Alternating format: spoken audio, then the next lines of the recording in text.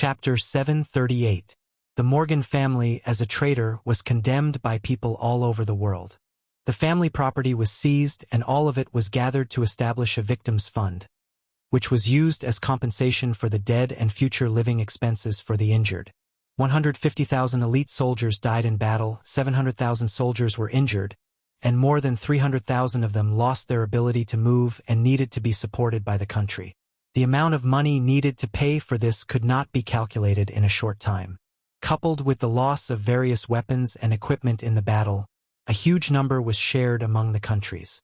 Even with the Morgan family's property as a foundation, it still made the finance ministers of various countries tremble. Moira seemed to be possessed by the power of speed. The government worked very quickly, collecting evidence, prosecuting, and adjudicating. The process was completed in less than half a month. Thea had just cured the light, and the two knowing main criminals of the Morgan family were shot to death. The remaining family members were each sentenced to 20 years to 1 year in prison. While he was at it, he also made a copy of their property. As for Maxwell Lloyd's Shogi Club, it would bring great pressure to the White House. Moira insisted that this human cancer should be banned. This organization, which was attached to the United Nations and composed of elite agents from various countries, resisted tenaciously. They could remove Maxwell's name and apologize, but they could not ban him. During the war of words between several parties, it was discovered that Maxwell had previously shot a businessman named Ted Cotter. Unfortunately, it was covered up by the Shogi Club. There were nearly $800 million in Maxwell's personal account, which did not look like the wealth of an agent. When the White House continued to investigate, all the clues were cut off, and the investigator could only provide a report of a huge amount of funds from unknown sources. "Hey, these guys have new ideas after the war," Moira complained to the young lady who was lying lazily on the sofa in the White House. Thea's spiritual power was greatly depleted, and the external manifestation was that she was sleepy and easily distracted. She also knew who these guys her mother was talking about. How could a few agents dare to challenge the White House? Obviously, there was someone supporting them. They were not satisfied with their current interests and wanted more. Now they were testing the mother and daughter's bottom line. Limited by her identity as a hero of justice, Thea could not make a move. She also knew that her mother's intention was not against the Shogi Club, but the people behind them. It's too complicated. You take your time to deal with it. If it's too troublesome, just let them dance for a few days. Thea leisurely freshened herself up and went to attend the hero assembly. He yawned as he arrived at the Hall of Justice. As soon as he opened the door, he heard Batman and Superman arguing. "I don't understand. Why didn't you destroy such a dangerous robot?" "Superman, I've told you many times that Demon Jua is worth preserving. He is the crystallization of human wisdom and should not be destroyed so easily. You're playing with fire." Superman frowned as he looked at his old friend. He knew what the other party was thinking too well. It was still the same old trick of leaving a backup plan in order to contain the superhero. Thea looked at the two of them arguing and found it a little funny. She sat lazily beside Diana and watched the show. "Did you know that Rong En quit?" Diana whispered. Thea nodded. Today's meeting was naturally to propose the establishment of the Justice League. Unfortunately, when they found the Martian hunter, he refused to participate. His reason was that he was not a superhero, but a Martian who relied on Earth for protection. The two of them had a deep talk. The Martian hunter felt that he had not recovered from his fear of fire and could only be absent from many fiery occasions. Instead of occupying a position and not doing anything, it was better not to join in the first place. Thea could only express her understanding. "Uncle Rong En is a good person." Unfortunately, time passed quickly, and the remaining people arrived one after another. In this time and space, Victor Stone was still happily playing football as a wide receiver. As one of the shareholders of the Red House, Thea had seen the star athlete in the Red House. From the aesthetic point of view of black people, he was a handsome young man. Victor liked sports and liked to fly on the field. He hoped to get the attention of his father, Silas Stone. Unfortunately, Dr. Stone did not realize this. The father and son's problems could only be solved by themselves. Thea would not be so cruel as to modify him. Steel bones would not appear. The Martian hunter quit, and the few of them proposed that they pull the Green Lantern, Hal Jordan, in. Together with Thea, Diana, Superman, Batman, the Flash, and Poseidon, there were exactly 7 of them. Superhero? Even superheroes had to be political. Although Hal Jordan made it clear that he would not stay on Earth for long, the few of them still pulled him in. As the universe police, no matter who became the Green Lantern in the future, the Green Lantern would always occupy a place in the official league. Poseidon, who could communicate with Atlantis and was not close to the few of them, was indispensable. In order to balance the ratio of gods, aliens, and Earthlings, Batman forced the Flash to participate in the meeting. In general, there were 2 goddesses, 1 Kryptonian, and 1 mixed-blood Atlantean. No matter what the other 3 did, they were all pure Earthlings. 3.5 to 3.5 was very equal in terms of bloodline. The few of them were silent. Superman motioned for Thea to speak. As the main force of the battle, the title of leader belonged to her by default. Let's first welcome Hal Jordan, the Green Lantern of Sector 2814. This is his first time attending our meeting. Thea was the first to introduce. The Flash wanted to applaud, but he put his hand down when he saw that the few of them were very serious. Although there were heavy casualties in this war, we have defeated the invasion of evil.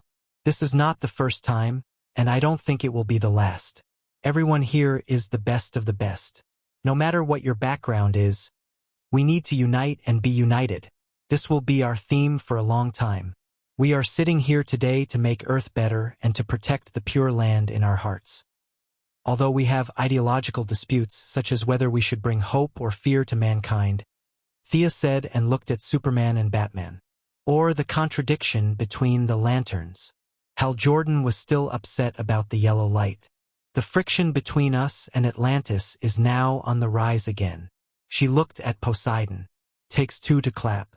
The politicians on the surface are F***ked, and the ones under the sea are not much better. Although there are so many problems, I believe that the future will get better and better. Future battles should not be fought alone. We need our collective strength and wisdom. My proposal is to solve all the big problems in the future, resolve the contradictions between us, and dissolve the estrangement between humans and aliens.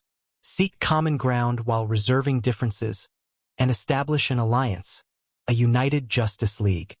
Chapter 739.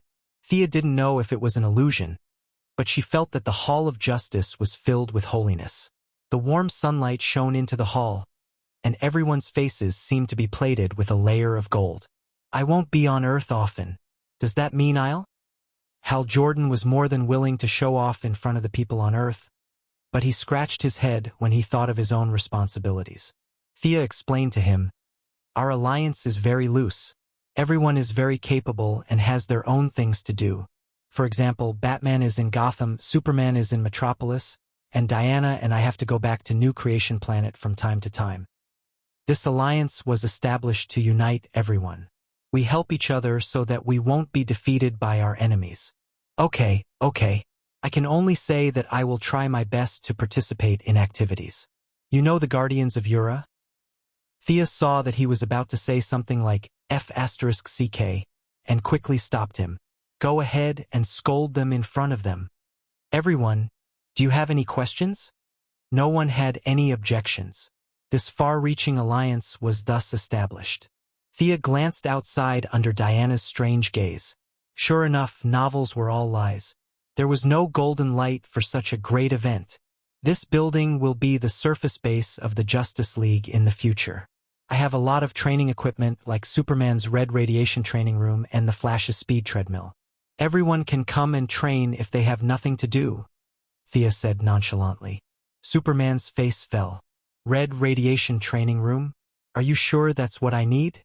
Thea glanced at the faces of the people in the room.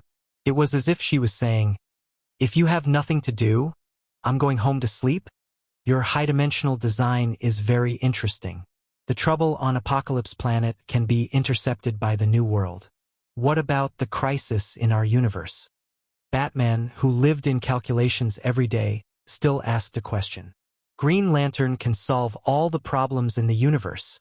Thea didn't say anything, but Hal jumped up. Batman was expressionless. He was sending a message. I don't believe you. In fact, Thea did not believe it either. The universe was full of hidden dragons and crouching tigers. The Green Lanterns could only solve at most half of the problems. The rest were all experts. Just the group of biochemical weapons from Krypton, the Destroyers and Terminators, could easily cause trouble for the Green Lanterns.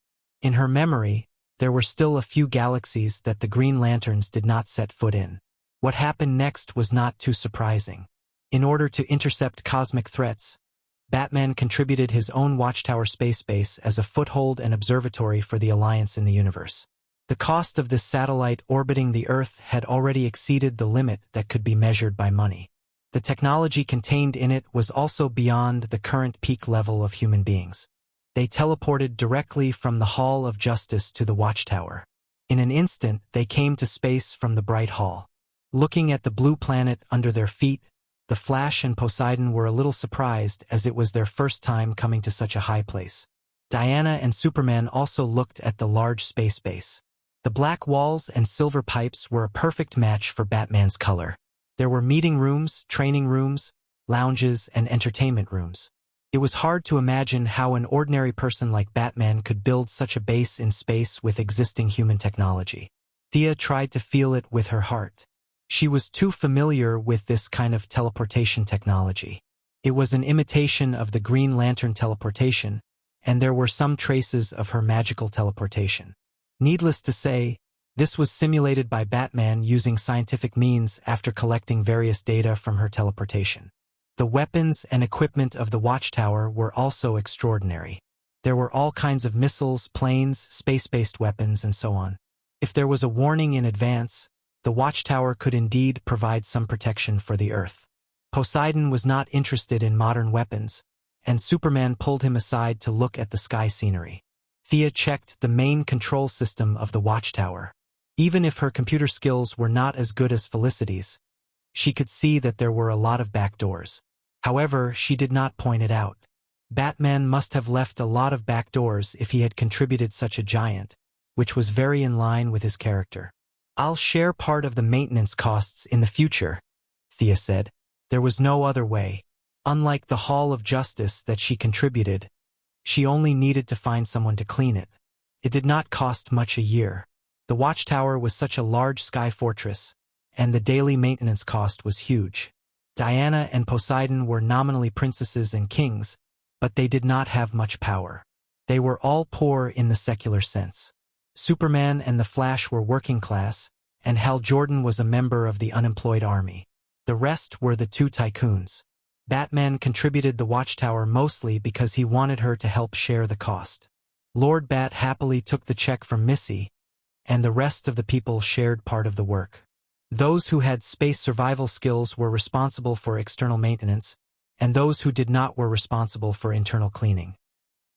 The establishment of the Justice League did not require approval, and there was no need for a press conference. The heroes only needed to show their faces in the Hall of Justice, and everyone would know that they had chosen this place as their base. Darkseid had suffered a great loss, and Earth had finally ushered in peace. Thea was ready to continue her big development plan. The people of Earth had to go out. As long as they went out of the solar system, human technology would welcome a new round of explosion. Unfortunately, there were always some people who liked to disagree. After the war ended, the media was released, and all kinds of discordant voices burst out. Who should be responsible for the lives of the 150,000 soldiers? The New World is a complete scam. Without the superheroes, there would not be such a disaster today. Are they really heroes? The traditional media was still reporting conservatively, but some online media began to unscrupulously criticize the current situation. Under their provocation, the trust of the ordinary people in the government and the superheroes began to decrease. Even after the release of the Avenger 3, the people still did not understand why so many soldiers would go to a foreign land to fight. 150,000 soldiers died, and 700,000 were injured. What benefits did they gain? This is stupid. What kind of view is this? Without the superheroes, there would be no war? Does it mean that people would not fall sick without doctors? Do we have to fight on Earth until the mountains collapse and the Earth shatters, and let everyone see that we are saving the world? Thea slammed the table in anger, but she did not lose her mind. At the end, she held back and slammed the table lightly. Shut down all the websites that started this. Check their taxes and verify their qualifications. If there is nothing wrong with them, release the hackers in your prison and take them down. At this time, Missy was sitting in the Heaven's Eye Society's office, and she was throwing a tantrum on behalf of the president's mother. Amanda was expressionless. She was used to being behind the scenes, and she had seen worse and worse. This was nothing. Thea then went to the Hall of Justice. The defamation incident had affected the reputation of the heroes, and it had to be discussed. Chapter 740. The few superheroes had participated in the great battle not long ago. To be honest, pulling them to a barren continent to fight was already the best choice. However, the people chose not to believe it under the guidance of some ulterior motives. They thought that it was all fake and a lie. The superheroes could not hand out flyers on the streets to explain Darkseid's origin, how the Universe Emperor could affect the lives of ordinary people, and how much help it would provide for their future employment. Ordinary people only cared about what happened in front of them, how much the new energy stock rose, who would win the Super Bowl, and what they could buy at home. That was all they cared about. Telling them that there were 52 parallel universes was like playing the lute to a cow. Since she couldn't brainwash them or use administrative intervention, Sia really didn't have any good ideas. She could only leave the problem to the Alliance. What's the president's response? Batman asked. Maintain the status quo. Our system allows for voices of dissent. That's what her aides suggested, Thea said casually. Moira was the only official channel of the Justice League. She was also under great pressure.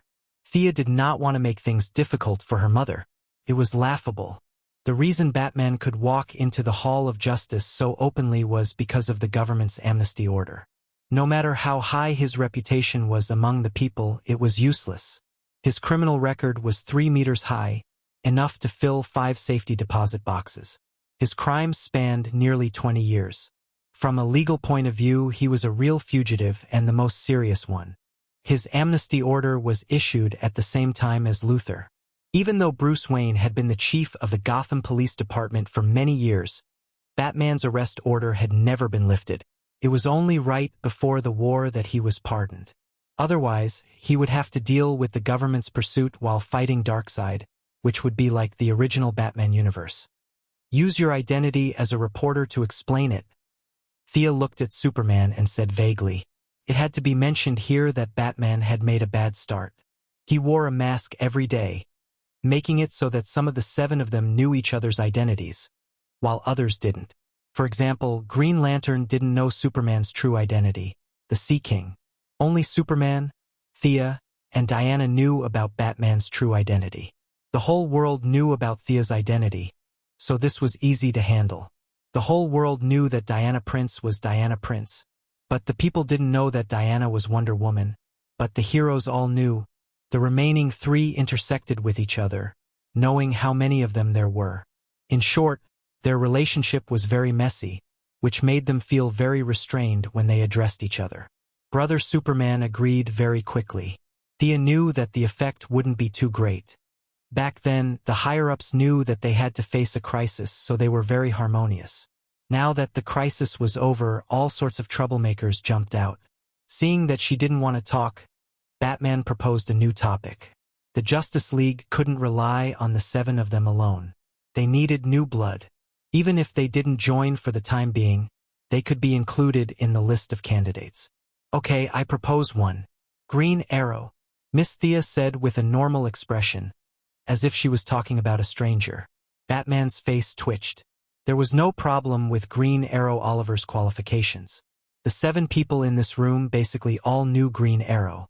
But he was too close to Miss Thea. In order to curb Miss Thea's power and not turn the Justice League into the new meeting room of the Quinn family, he couldn't let Green Arrow in, at least not now. This can be a candidate.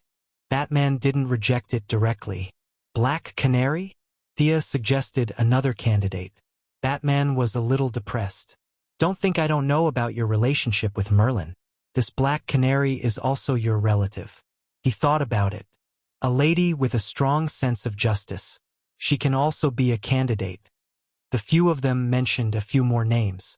There was Firestorm, who performed well in the battle, and Atom Man, who had already made a battle suit and made a name for himself. The young heroes were all rejected. According to Batman, the Justice League wasn't a babysitter. Those who joined had to be able to fight. In the end, a short list was made for future observation. As expected, Green Arrow's name was at the top. This person appeared in Gotham. I think his actions are very suspicious. We should investigate. At the end of the meeting, Batman threw out a stack of photos and distributed them to the few of them. Thea picked up the photo and looked at it. A young man with blonde hair, wearing a pair of goggles and yellow and blue tights. The photo was very blurry. The person emitted a wave of energy and stopped a speeding car. Although it seemed to have saved the citizens, the car still flew out and crashed into a shop. Batman attached a message to the photo. The car crashed into the shop and injured 11 people. The Gotham police were looking for this person. Anyone who knew his whereabouts could contact the police. This guy was the Golden Vanguard, right? Thea looked at the photo for a long time. She didn't have a deep impression of him. She only knew that this person existed.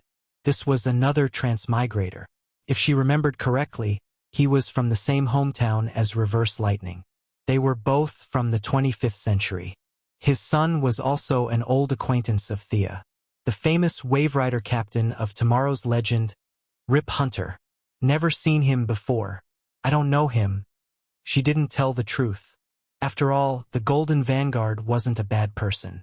If he had any problems, he would contact the Justice League himself. She didn't think much of it. Green Lantern, on the other hand, was excited to capture the Golden Vanguard with Batman. The Golden Vanguard's technological equipment was very sharp. The two of them chased him for a week and saw him twice. He had a good attitude. Unfortunately, Green Lantern Hal had a bad temper. The three of them started to fight after a few words. They couldn't catch him either time.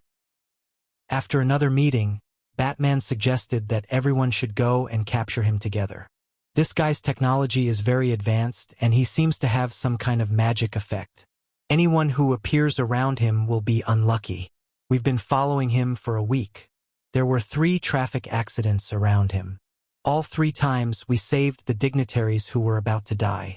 The price was the destruction of a post office building, 5 police cars, 25 police officers, 39 injured passersby, and property damage.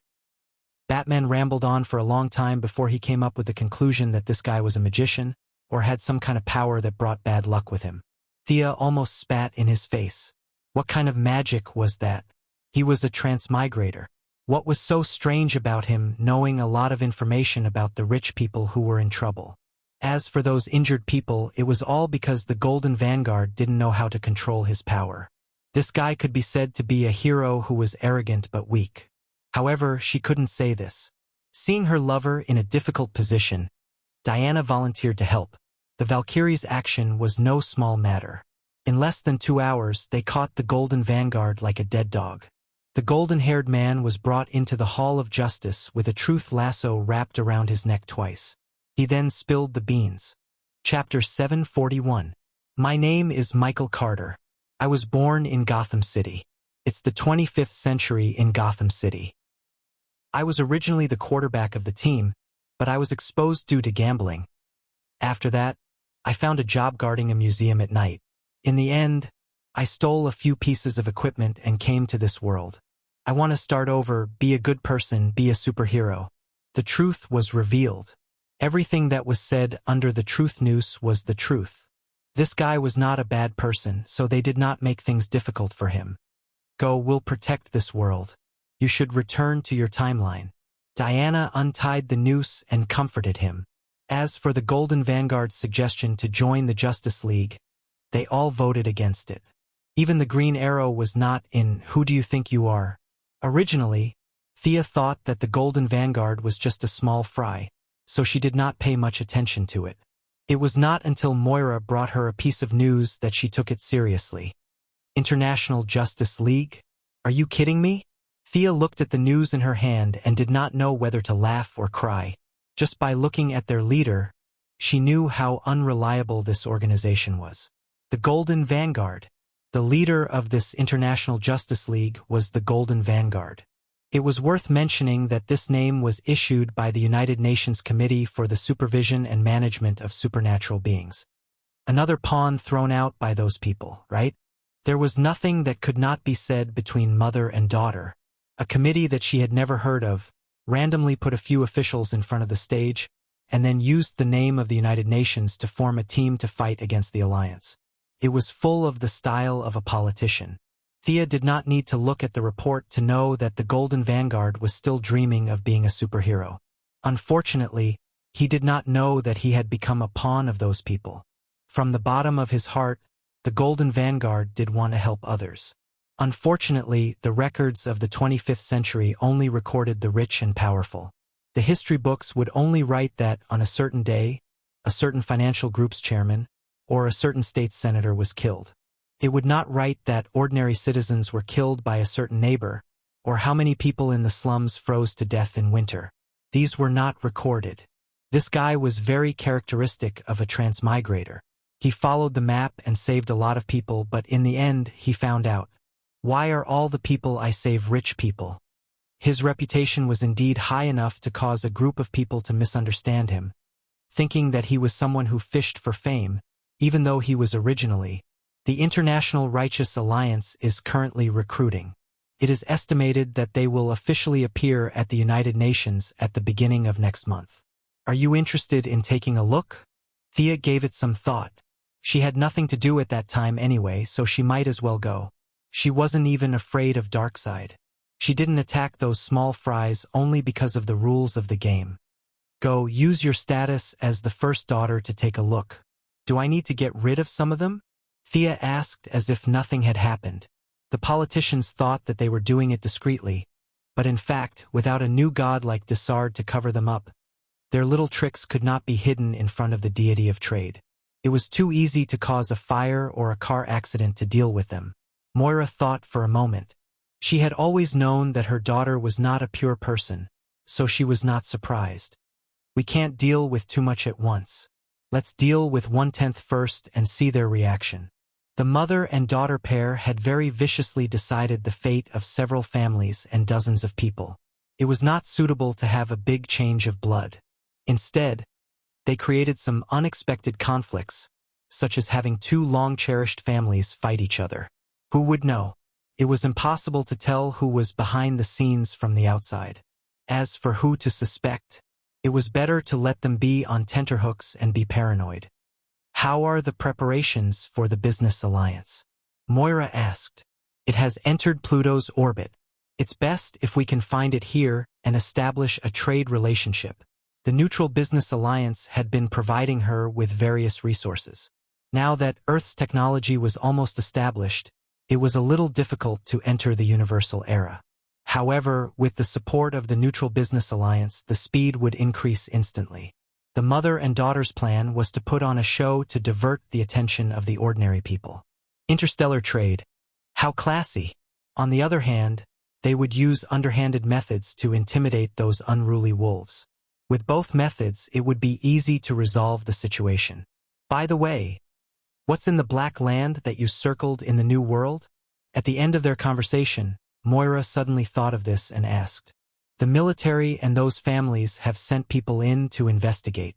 Unfortunately, no one came out alive. Thea smiled and shook her head. I remember that I put up a sign saying no entry. It's dangerous inside, but these people still went in. That's the Sea of Souls. Even Superman can't enter. These people really don't want to live. You child. Moira patted her shoulder lightly. The sign you mentioned is not even the size of a palm. What's the use of it? Your Sea of Souls is about the same size as the 5 Great Lakes. It can't stop those people's curiosity at all. Thea raised her small face with a proud expression. Who cares if they die? Anyway, I've reminded them. If they want to go, they can go. She didn't tell her mother that she had created the Banshee clan inside the Sea of Souls. A large number of souls of the dead were stored there. Every day there would be new banshees born. Now that the number of the clan had exceeded 200, a few elites would enter every few days to relieve their boredom. For the establishment of the International Justice League, the existing heroes were not very happy, but they felt that it was not a bad thing to increase the power of justice. Only Batman saw everyone as an enemy. He wanted to infiltrate the enemy's ranks to spy on them. Several people had an understanding of his character. "No problem, you can go. Justice League, International Justice League, American Justice League, Dark Justice League, Youth Justice League." These were the scenery on the road for Thea. Her goal had never changed, which was to establish the Women's Justice League. Star City, this was the base she chose for the future of the Justice League. Star City's economy was prosperous. Under Moira's 8 years of governance, the population had exceeded 11 million. Now it was a super city. Occasionally, there were some small thieves, but they were all eliminated by the Green Arrow team. Star City's public security had always been the best in the country. Star City's transportation was very convenient, and it was rich in materials. Whether it was shopping, leisure, or entertainment, it was a first-class resort, not to mention that this was her own territory. Miss Moira's position for the Justice League was not to fight and kill. Those dirty and smelly villains, such as mud faces and crocodiles, were all left to the heroes to fight. "Do you really want to establish such an organization?" Diana looked at the program document that Thea had spent 3 days researching and laughed. "Isn't there a little too many people? There are only 7 of us, including the Justice League. Your list?" She laughed and asked. Thea leaned on her shoulder and whispered as if she was talking in her sleep. "How can it be? With our reputation, we can gather everyone to play together and they will all come." Chapter 742. Thea and Diana still had a lot of face. The next day, the female heroes who received the invitations all over the world hesitated for a moment before choosing to attend. Star City's local Green Arrow Shadow, the Black and White Canary's Lance Sisters, and Felicity began to help clean up the scene. The rich Thea directly occupied half of the street. In fact, this was the real estate that Robert Sr. had bought in order to stop Malcolm's plan to destroy the slums. It could be said that this large area had occupied the Quinn Group's cash for a long time. Now that time had passed, Robert Sr. had long passed away, and Old Ma had gone to the New World to teach astrology. This real estate had not been of any use. Thea waved her hand 2 years ago and flattened it all. Now, it had built a women's street that integrated food, accommodation, and entertainment. She did not set up a sign that forbade men from entering. She did not object to those who wanted to come in for a stroll, but the shop sold only female products. If they were not afraid of being pointed at by a bunch of women, they could come in at any time. Female heroes came to Star City one after another. The first to arrive were Batgirl Barbara, Catwoman Selena, Huntress Helena, Batwoman Kate Kane, and the big lowly Cassandra Kane. She took away more than half of the entire Batgirl team. Thea even had a malicious thought. Afu was old and could not cook. Master Bruce, who did not trust others, was most likely squatting at home and eating instant noodles with his son. What was Batman's expression when he heard that I was going to set up a couplet? Thea asked Barbara curiously. Barbara hurriedly put on a straight face, rubbed the lines of her face, and looked very serious. She imitated Batman and took 2 steps. Finally, she said in a low, muffled voice, "Nonsense! Ha-ha!" A few women who knew Batman laughed so hard that they were convulsing. Using this familiar person as a source of amusement, the gap between people was instantly closed. As for whether Master Batman would sneeze or not, they didn't care. Not long after, Supergirl's Kara Danvers and Alex Danvers were born.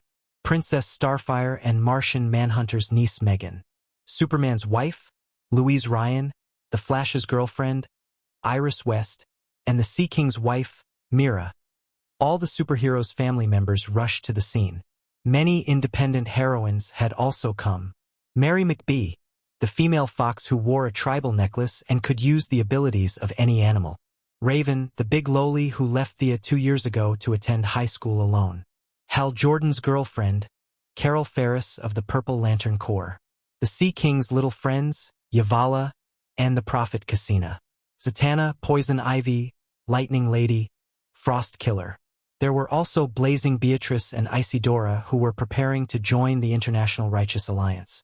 When they heard that there was no conflict between the International Righteous Alliance and the International Righteous Alliance, they also came to join in the fun. Thea had also invited Madame Xanadu, but Madame Xanadu declined the invitation on the grounds that she was an old woman and would not attend a gathering of young people. Fiora also didn't like this kind of occasion and chose to reject it. There were those who were particularly good at fighting, such as the two goddesses, and those who could not even kill a chicken, such as Felicity. In short, no matter how strong or weak they were, there were 29 heroines gathered. Compared to the slacking Thea, Diana had the demeanor of a big sister. When she saw that everyone had quieted down, she opened her mouth and spoke a lot about how women should be self-reliant and get rid of the male-dominated society. Thea didn't have such a strong sense of feminism. Everyone present were heroines. If they lacked independence, they wouldn't have made it to where they were today. The purpose of her establishing the Righteous Alliance was to unite the ladies. Compared to the male superheroes everywhere, there were too few heroines, and they all appeared as support staff. In a relaxed and comfortable environment, they could exchange some insights with each other. If they were of similar strength, they could both learn something from each other. Most of the time, it was to expand their social circle. Many heroines had few friends apart from their teammates, such as Barbara Gordon. During the day, she was the librarian of the reference room, and at night, she fought and killed with Batman. When she got home, she fell asleep and had almost no private time.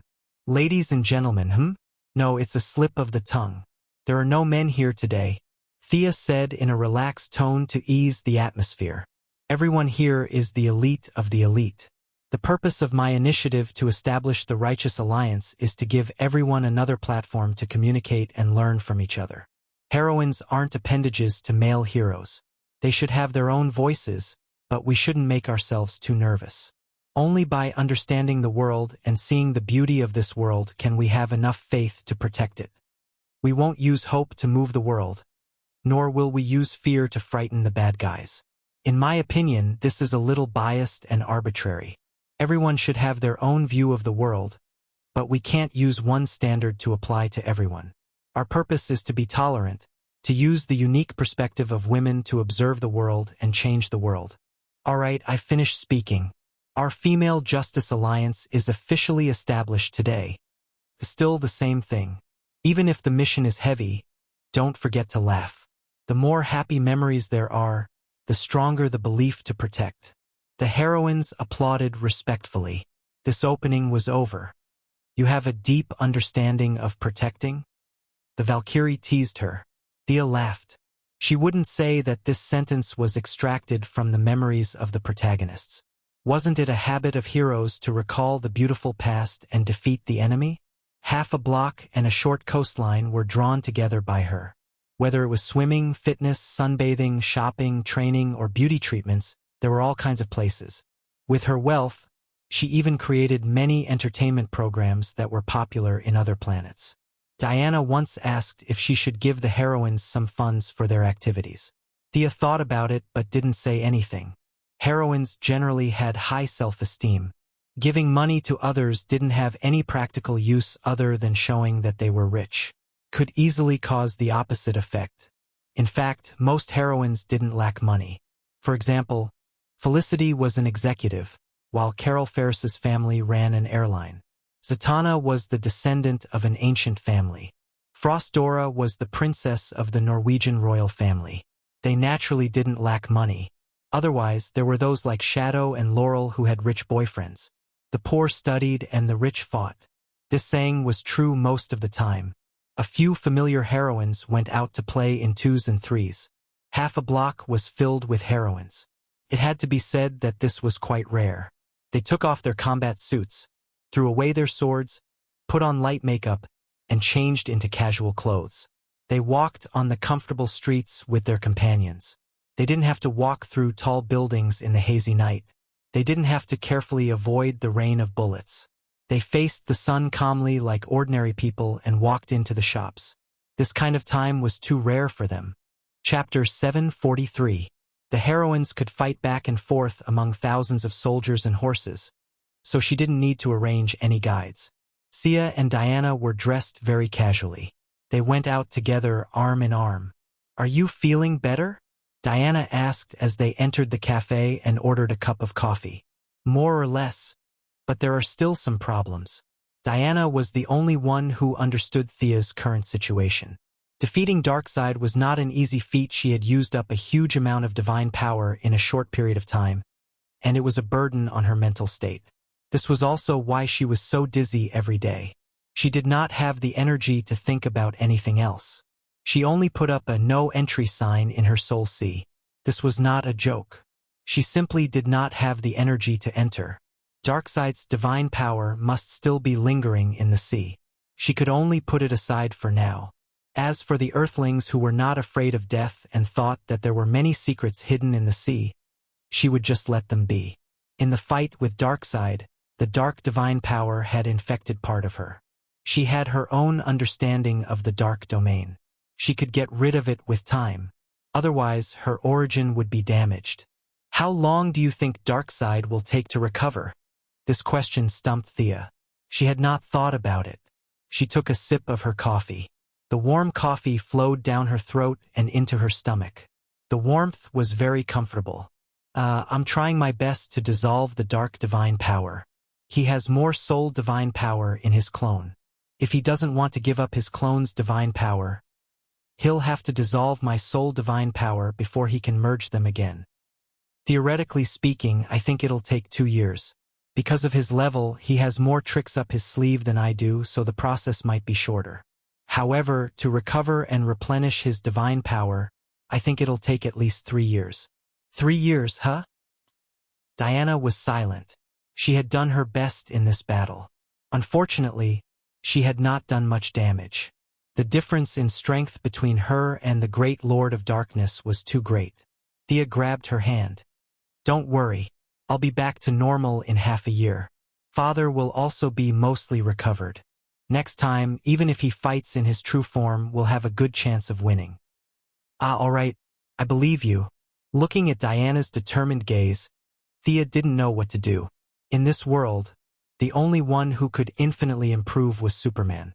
After hiding in the sun for thousands of years, he would definitely be invincible when he came out. He was the real protagonist of destiny. No other person or god had this potential. As for Thea and Diana, their paths were already set in stone. They could only accumulate godhood until they reached Darkseid's level. As for what would happen after that, only the heavens knew. It was a pity that there were only so many godhoods. The ones that were suitable for Diana were all with Heavenly Father. Unless Heavenly Father was killed, it would be very difficult for Diana to take a step forward. As for asking Diana to comprehend the shadow of origin, that was pure nonsense.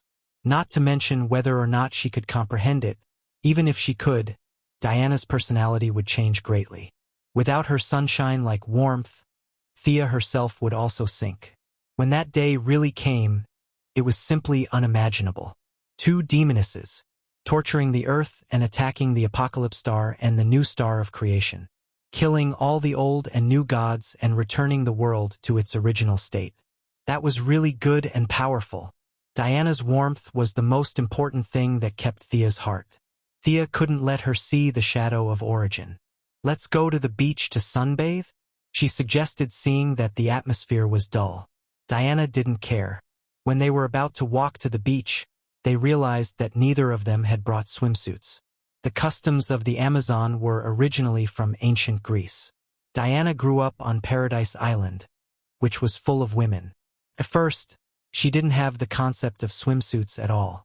Now, she had more or less restrained herself, but she still felt that swimsuits were troublesome. Thea wasn't that bold. Her secretary, Miss Maisie, had taken leave to deal with Luther's matter. She didn't have an assistant by her side. She was also not in the right state of mind for the past 2 days. She took out her travel bag from the space ring and searched for a long time, but couldn't find a swimsuit. She had no choice but to buy one. The shops here were all female shop managers and female employees. There was almost no one who didn't know Thea. The 2 of them picked a few swimsuits according to their sizes and went to the fitting room to try them on. The swimsuit that Diana chose in the end was the same as her. It was a fiery red swimsuit, revealing her firm and smooth stomach. The slender belt went around the back and tied to the back of her neck. Her hair was tied into a ponytail. Thea casually chose a swimsuit. She was happy when she put it on. It was a classic black and white style. The left side was white and the right side was black. There was a thin belt at the back. Overall, it didn't look too seductive, but it was very beautiful and refreshing. She didn't plan to go into the water. Her hair was still loose. The two of them put on sunglasses and moved 2 beach chairs to lie on. As for the sunscreen, it was completely unnecessary. Diana had been on Paradise Island for thousands of years and never knew what sunscreen was. She didn't have this habit even after entering human society for hundreds of years. Miss Maisie didn't need to mention. She also had a physique that absorbed sunlight. The two of them weren't the only ones on the beach. A few female heroes who were close to the water were also here.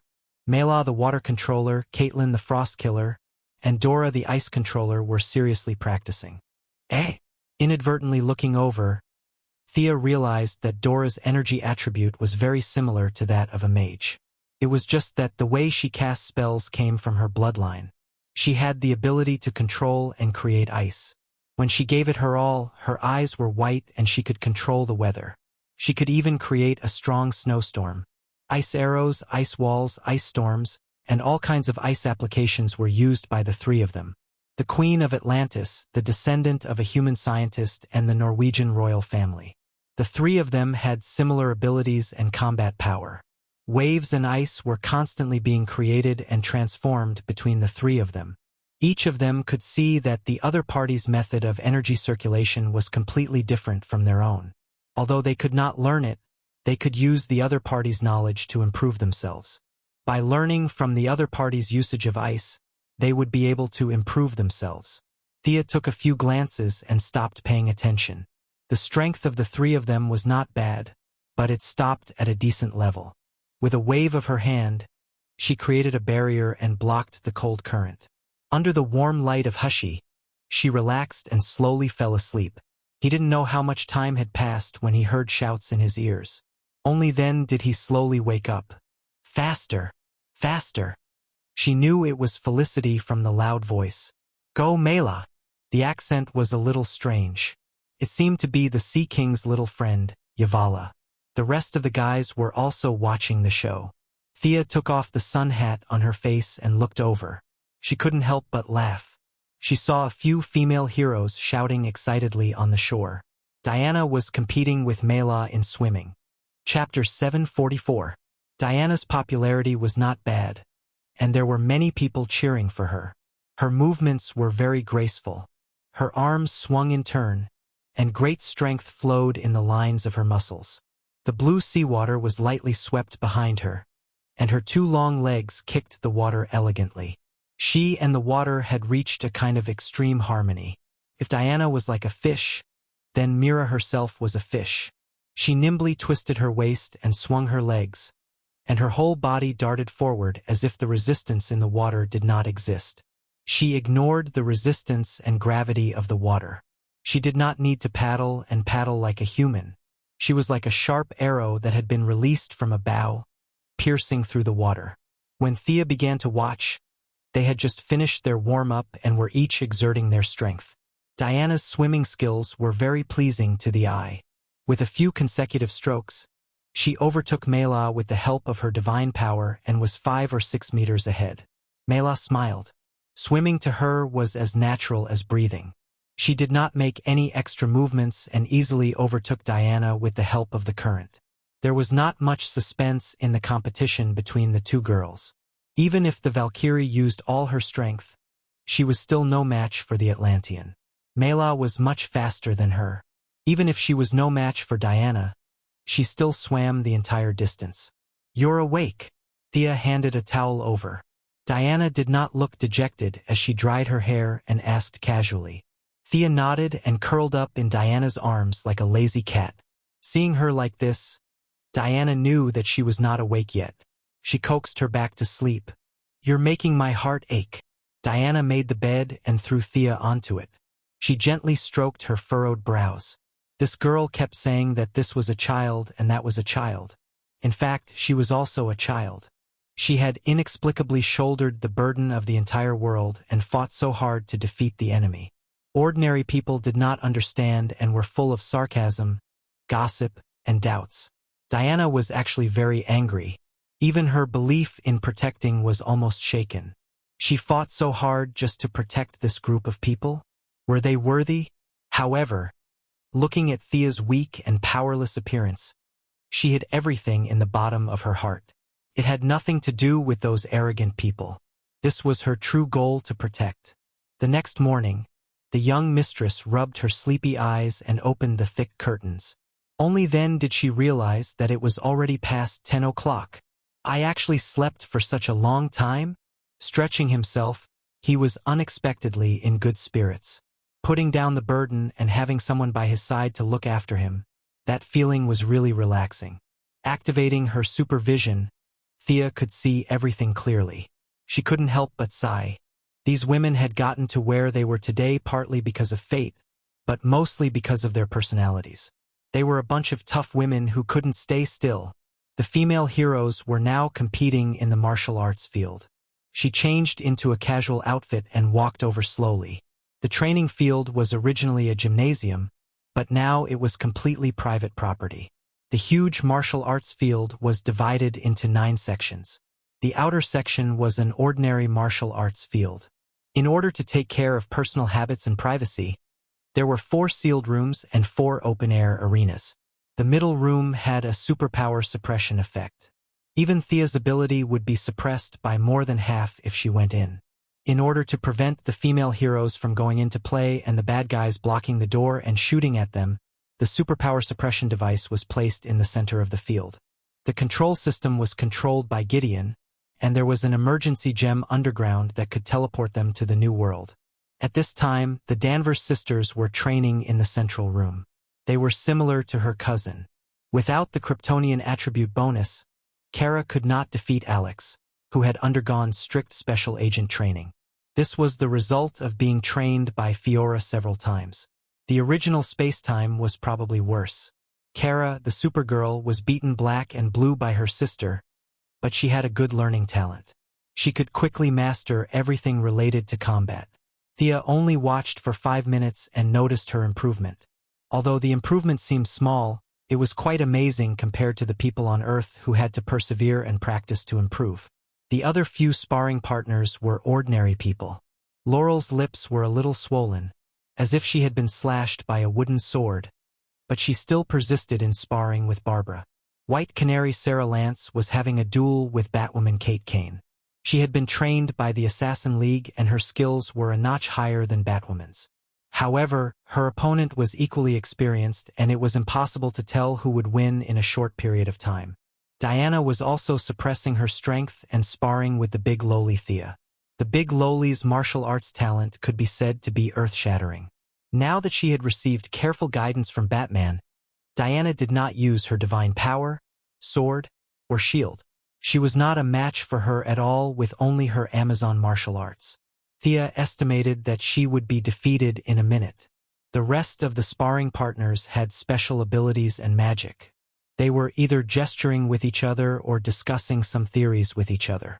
Poison Ivy and Fire Beatrice were researching a kind of powerful flower fertilizer, and they summoned a plant to test it on the spot.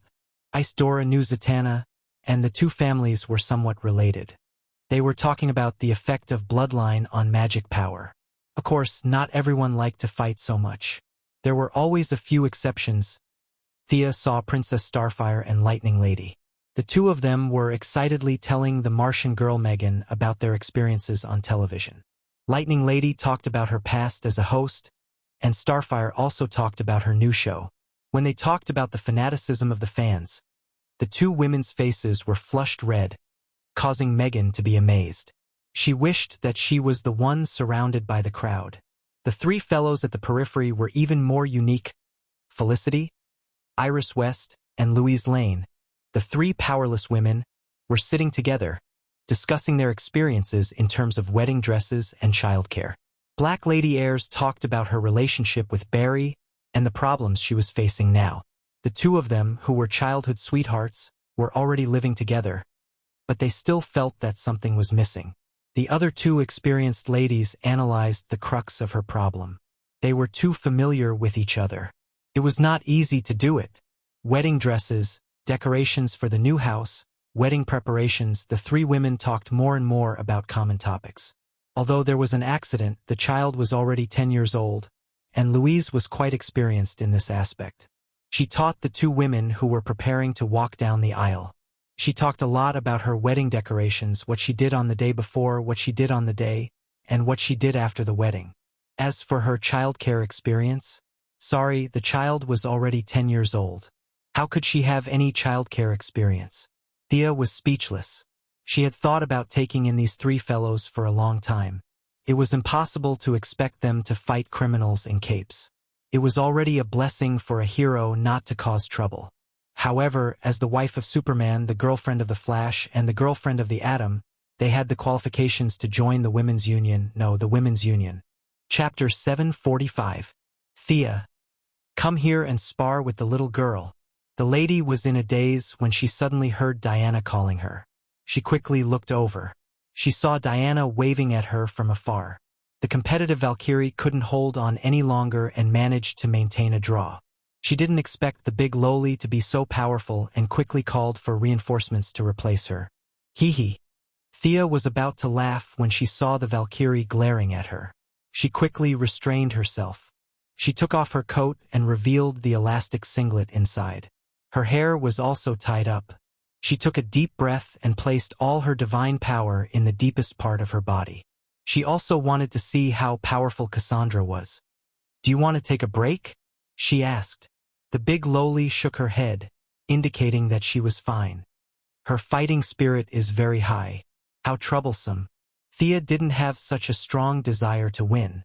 She originally wanted to play casually, but seeing how serious the big loli was, she could only correct her attitude and respect her opponent. This was the basic virtue of a martial artist. Right hand in front, left hand behind. She stood still with both feet and gestured for the opponent to attack first. The big loli's eyes narrowed. Thea's starting position was often used by Madame Shiva. It was as if time had reversed, and she had returned to the time when she and her mother depended on each other. She realized that this was a martial arts competition. She hurriedly focused her mind and stared at Thea without blinking. In the blink of an eye, she suddenly sped up and rushed to Thea's side in 2 short steps. She punched out with her left fist. When Thea blocked, she twisted her waist and kicked at her abdomen. You're fast. Thea withdrew all her divine power. Her attributes were only slightly higher than an ordinary person's. She pressed her palms down to block the kick. At the same time, she raised her leg to hook the big loli's supporting leg. The big loli bent her knees and jumped lightly. Her body was like a bird. She flipped in the air and kicked at Thea's face again. Thea tilted her head and dodged. At the same time, she rushed half a step forward and hit Cassandra's shoulder with her elbow. The big loli missed her kick and slapped away Thea's elbow with her left hand. Unfortunately, she had already lost by half a move. In the face of Thea's pressure step by step, she was not in a hurry. She did 3 backflips on the spot and widened the distance between them again. Thea repositioned herself and waited for her opponent to attack.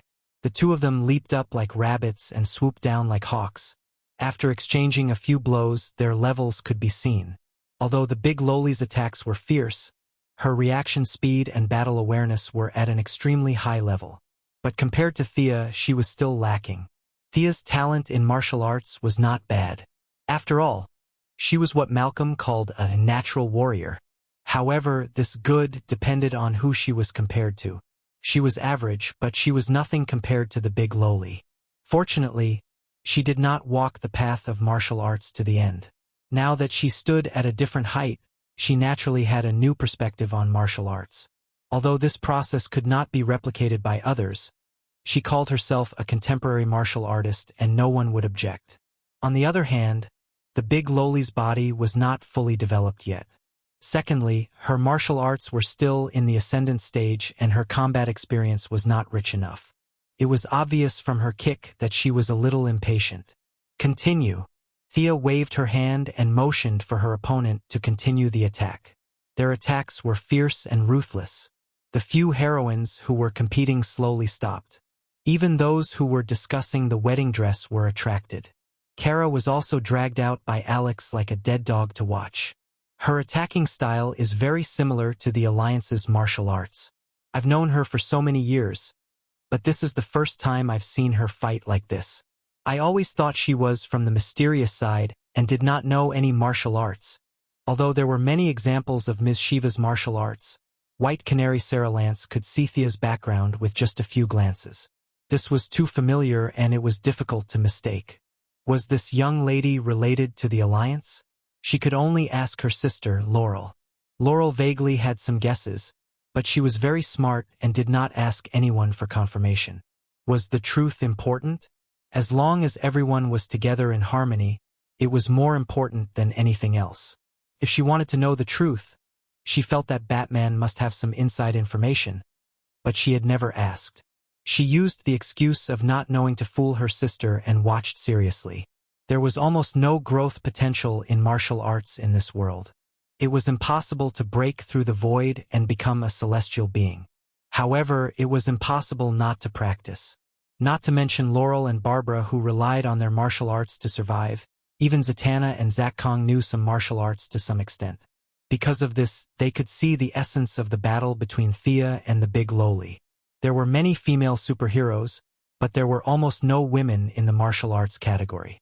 Other than Thea and Shiva, the rest of the martial artists were all men. The Big Lowly was now a quasi-martial artist. She basically relied on a flash of inspiration to fight. If she was lucky, she could win against an opponent of the same strength. If she was unlucky, she could not win. She now felt a lot of pressure when facing the serious Thea. Batman was busy every day and did not have much time to train her. There were differences between men and women, and the martial arts were different. The Big Lowly could only gain some experience with Batman. Sia, on the other hand, was different. After Lady Shiva's careful guidance, her general direction was exactly the same as Cassandra's. The tricky, quick, and ruthless fighting style made the Big Lowly exclaim in her heart. This was a real battle. The two fought for a full 15 minutes. Seeing that the Big Lowly was tired, Thea slowed down. In the eyes of outsiders, the two ended in a tie. Seeing that the Big Lowly wanted to say something to her, Thea hurriedly interrupted her. I set up a large illusion barrier in Building 15 on West Street. If you want to fight, you can go there. Every person who enters will be created an illusion with the same ability as themselves. You can fight with yourself and see your own shortcomings and shortcomings. This is what you need now. The Big Lowly's eyes lit up. Fight with me? That sounds interesting.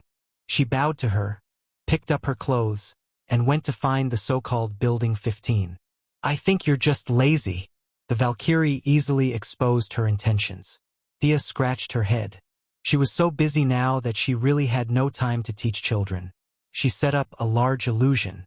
If there was a need, they could go in and practice. She called it self-improvement. How practical. Hearing that they could be challenged, the heroines were interested. Can my magic be simulated with illusions? Zatanna asked. Yes. Thea answered happily. As long as their strength was not higher than hers, they could basically replicate an illusion 100%. With a whoosh, a few more people who loved to fight ran out. Kara also wanted to go, but he was dragged into the small dark room by Alex and brutally trained. The celebrity trio went shopping, or rather, to enjoy the enthusiasm of ordinary fans. The wedding trio teamed up to look at wedding dresses. Hearing that it was such a meaningful thing, Shadow, who was going to marry Oliver, also went with them. Chapter 746. After sleeping in and sparring with the Big Lowly, Thea felt refreshed. Let's go shopping. Before Thea could finish, her phone rang. She looked at it casually. 2 minutes later, she showed her phone to Diana, not knowing whether to laugh or cry. Look at this golden Vanguard. He can't stay still. He endorsed shampoo, sportswear, and even wants to film a superhero movie. This guy is too shameless. Heroes shouldn't be like this. The definition of a hero is to protect. It's to use one's abilities to protect more people, not to gain benefits for oneself. This guy likes to be in the limelight too much. Diana was very unhappy. Thea did not mind. The other party's actions could also divert the firepower against superheroes. Overall, it was a good thing. Let's go shopping. I saw a dress that suits you last time. The sky was blue. It was close to noon, and the light was not too strong. There were not many pedestrians on the road. Without exception, they were all women. Seeing them walking hand in hand, no one disturbed them. Diana had high standards. When the two of them were shopping, it was usually Thea who made all kinds of bold suggestions. After that, she would either nod or shake her head. The color of this dress suits you, but it shows a little too much of your back. Yes, this belt suits your skin color. Diana, who was already tall, liked to wear high heels and slim-fit dresses. Unknowingly, she looked even taller. Thea's fashion sense was impeccable.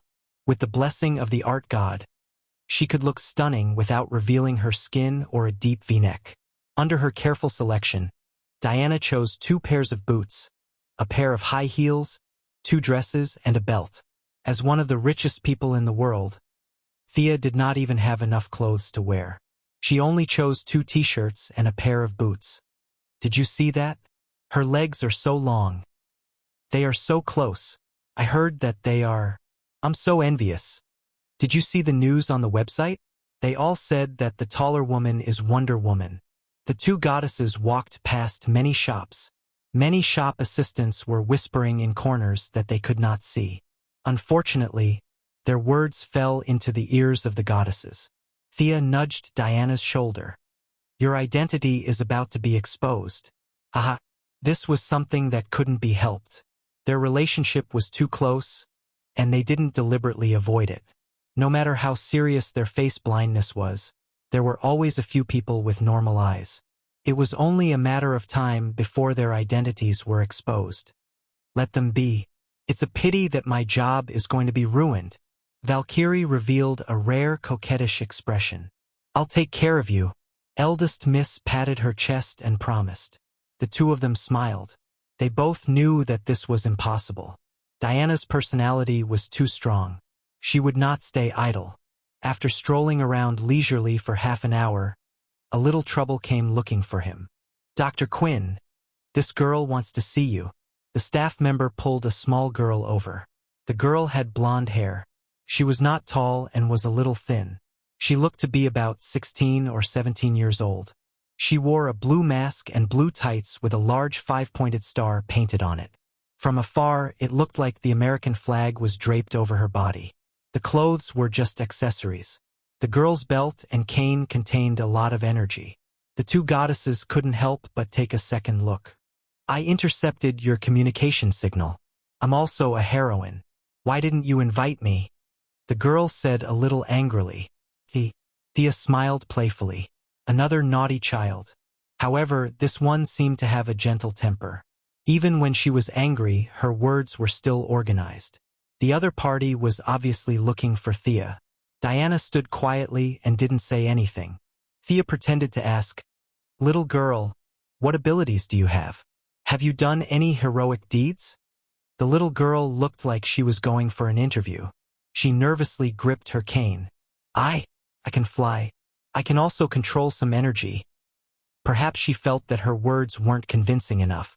She raised her cane and shot a blast of energy at a huge rock not far away. The huge rock was shattered by the golden energy. The little girl looked at them uneasily, waiting for the result. "Your abilities are not bad." Diana was the first to confirm. Thea knew that she agreed. After all, they didn't plan to save the world. Their mission was to have fun. It didn't make a difference whether they had won or not. She thought for a moment. "Little girl, let me say this first. Superheroes aren't a game. I can see that you don't have any superpowers. It's all the power provided by the cane and belt. You're very weak. If you want to join this team, you have to accept the most basic combat training. I don't ask for much. You have to be able to protect yourself when you're unprepared. You have to rely on yourself, not your equipment. Do you understand what I mean?" The little girl nodded in confusion. Thea face-bombed. She knew that a naughty child at this age didn't know anything. She jumped out to fight criminals just because she was hot-blooded. "What's your name? I'll ask your family for their opinion first." "I." The little girl's eyes were a little evasive. "TSK. Did she run out on her own again?" Thea had seen too many of such plots. "You don't want to say it? It's okay.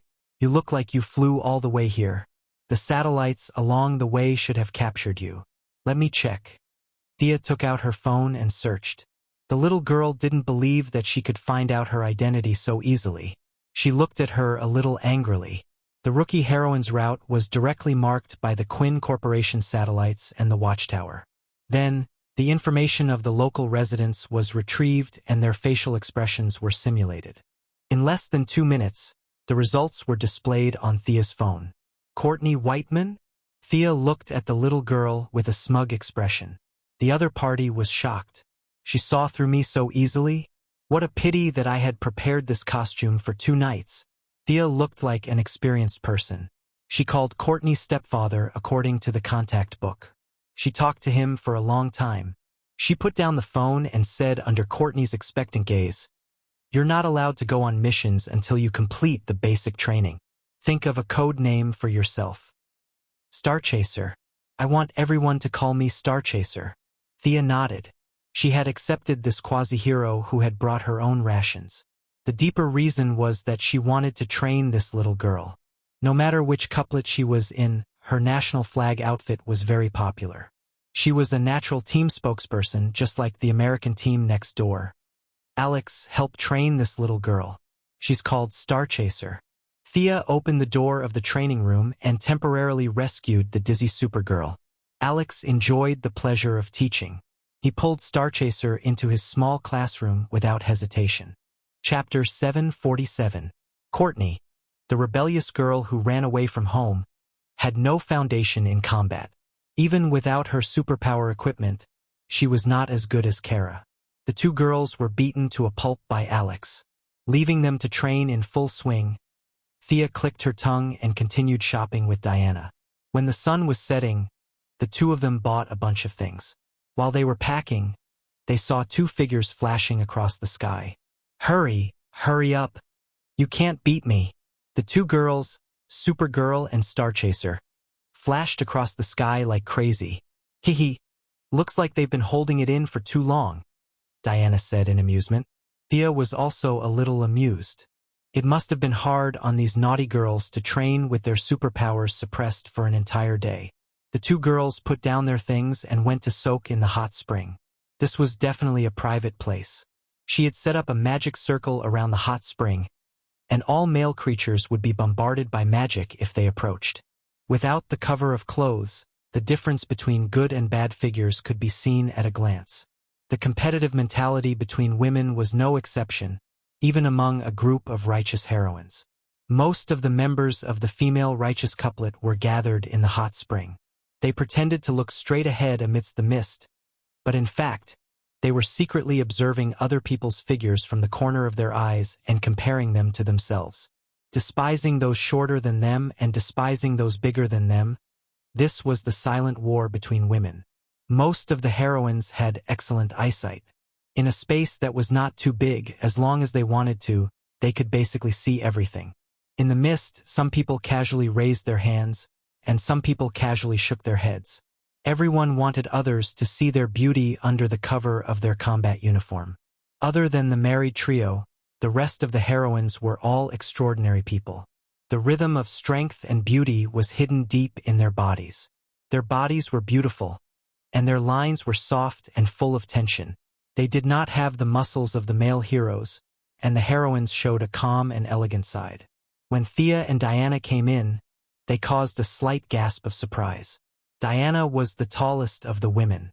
She was like a taut bow, fierce and full of offensive power after years of fighting. Thea had the best figure and a pretty face.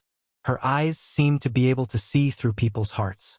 Her status as a goddess of literature and art was not for show. She was full of artistic qualities, which was reflected in her figure. She was not fat, not thin, not tall, not short, not big, not small. Even Diana, who was also a goddess, was lacking in proportion. The two goddesses found themselves a small pool and lay in the hot spring. They seemed to be closing their eyes, but in fact, they were gossiping in their telepathic channel. Barber's waist is a little thick. Spark's eyes are green, but his body structure is the same as ours. Hey, what do you think they are saying about us? Of course it's because Goddess Thea is so sexy and charming.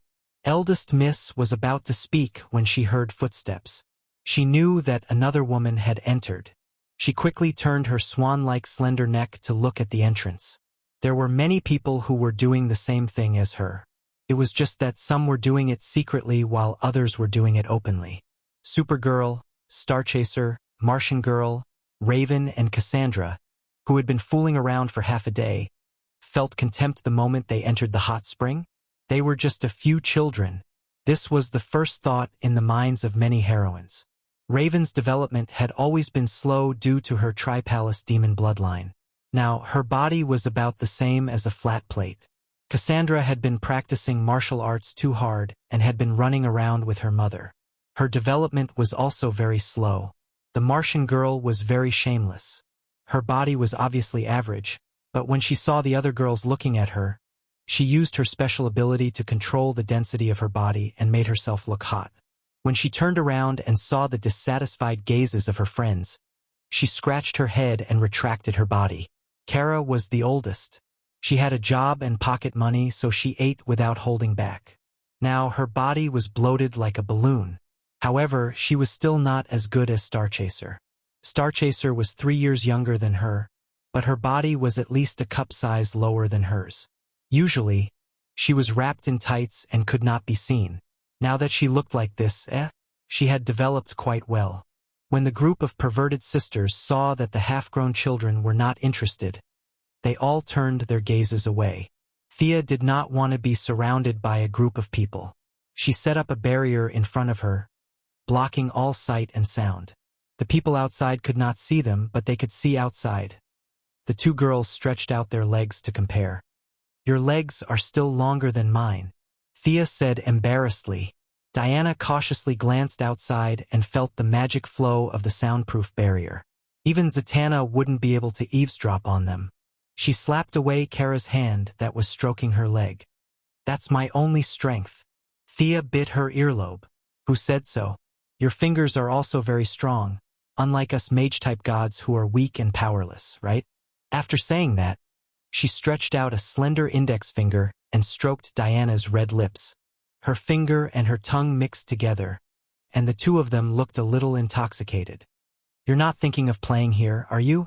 Diana wanted to say something, but unfortunately, Thea's finger was still in her mouth. She could only ask in the telepathic channel with a hint of hesitation in her voice. Thea pretended that she did not understand what she was saying and continued to tease her. "Let's go back to the room." Diana showed a rare little girl's pleading expression, which amused Thea. She thought that she had succeeded and wanted to teleport back to the room. Unfortunately, her magic skills were far inferior to Thea's. Thea pinched her teleportation spell and looked at her with a faint smile. Thea would of course not spar in public. Diana was thin-skinned, and she was not that bold. "We're just talking. I won't do anything else." As she said that, she licked Kara's delicate earlobe with her tongue. "You vixen." Diana wanted to take out the true word lasso and tie the eldest miss up and down 3 times to hang her up and beat her, but she also knew that she couldn't make too much noise. Passively defending was not the Valkyrie's style. She pushed her index finger out of her mouth and moved quickly. She turned Thea's shoulders 180 degrees and tied her hands behind her back. Diana looked at her proudly. Thea's long and strong fingers entered the predetermined battlefield. The two goddesses' eyes were filled with lust. Their tongues were teasing each other in their mouths. Their long legs were snuggled together like 2 snakes. "Why don't we have a friendly match here?" As soon as this thought popped up, they immediately extinguished it. "Let's go back to the room." Just as Thea was about to teleport, gunshots came from outside the block. "Let go of me first. There seem to be enemies outside," she said softly. Diana did not have X-ray vision. After listening carefully for a while, she snorted with her cute nose. "Don't try to trick me." They're just a few small fries. You don't have to fight with so many heroes. I'll untie you tonight. Big sister, you've become naughty. Is it really okay to play like this? But it seems quite exciting. Chapter 748. The enemies outside weren't strong, and Thea found it interesting. Since Diana wanted to play this way, she would play along. After all, she was the one who started it. With her hands tied behind her back, she couldn't wear the quilt in this position. But the god's punishment robe wasn't affected. She turned around and put on the divine robe. With her hands behind her back, she looked like an expert. Diana had a smile on her face, and her eyes were filled with pride. She had also changed into battle armor. The two girls removed the soundproof barrier, and the girls in the hot spring were stunned when they saw their outfits. A few of the superheroines with supervision and superhearing immediately noticed the abnormality outside. Their breasts surged, and they started to change their clothes. Zatanna and Raven used magic the fastest. They got rid of the water on their bodies and put on their clothes. The rest of the superheroines used their abilities too. Ice, fire, lightning, plants, they all got rid of the water on their bodies and put on their clothes. The normal superheroines were a little slower, but only by a little. The fastest way to change into a battle armor was the first lesson for these superheroines. Barbara and Laurel changed their outfits very quickly. Other than the water stains on their hair, they looked almost the same as usual. I thought Star City would be safer. Vixen, a black female hero from Zambia, used her necklace to see the enemies in the distance. She said with a knowing expression, "Haha, it's just a small problem. Just think of it as an entertainment for the first gathering of the Women's Justice League." Thea replied generously. She then glanced at Shadow, who was wearing a green robe and holding a bow and arrow skateboard. She whispered to Vixen, "I heard you know Oliver too. Are you with my brother too?" "Don't joke around. We're just good friends." Vixen denied. Thea had her reservations. It was rare to find a woman who hadn't slept with Oliver, but she didn't think too much about it. Although she didn't arrange this entertainment, she still felt that it was meaningful to gather all the superheroines to fight a monster. So she pulled Felicity, Louise, and Airs up. Those who had the ability to fly directly flew in the sky, while the rest used spells, abilities, and gliding wings. The last few who couldn't fly were all taken away by Carol Ferris of the Purple Lantern Corps. A group of people flew out of the street in a grandiose manner. All the female heroes were curious. Just how blind were the enemies that came to kill them at this time? The attackers and defenders fought fiercely, and the sound of gunfire was endless. Thea hired the Blackwater Company to protect her, and they were all female soldiers who had been on the battlefield. They were well paid, and they knew how many people were backing them, so they fought back calmly against the intruders. When Thea and the others arrived, they heard a man speaking in a low voice. "Oh, hee. Was there someone important here? I just want to go in and take a look." Before he could finish his words, he was interrupted by a group of figures descending from the sky. In this day and age, there were basically no weaklings who could fly on their own. He began to size up this group of people. Thea wasn't wearing her signature quilt outfit, but a mysterious robe with a hood. This image wasn't widely known. Diana was very recognizable, and there was almost no one who didn't know her. This made the middle-aged man's eyes shrink slightly, as if he didn't expect to meet a superhero just by following the magical wave out for a stroll. He looked around and didn't seem to see Superman or Batman, which made him feel relieved. Most of the female heroes' brilliance was overshadowed by the male heroes. Even though Batwoman Barbara and the others had been famous for many years, the middle-aged man didn't attract much attention. "Who is this guy? Do you know him?" Thea had some guesses in her mind, but she still asked as if there was no one around. "He is Ninja Masters Jr., Damien Dark. I heard that he knows some magic." White Canary Sarah Lance said in a normal tone. In the past, this guy was a strong enemy, but now there were so many female heroes here, and each of them killed him with a kick. "It's really this guy." Thea looked at the fair fatty standing in the crowd. "Isn't this guy the boss of the 4th season of Green Arrow? How unlucky must he be to bump into my doorstep? He has the same name as Damien?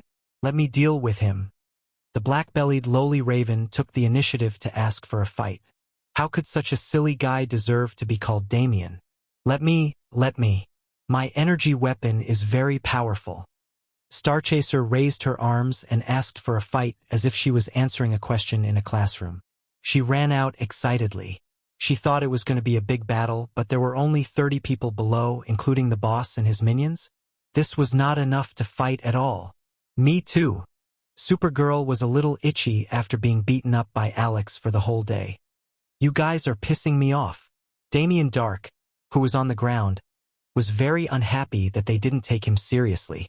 In his opinion, other than Diana, the rest of the women were no match for his powerful magic.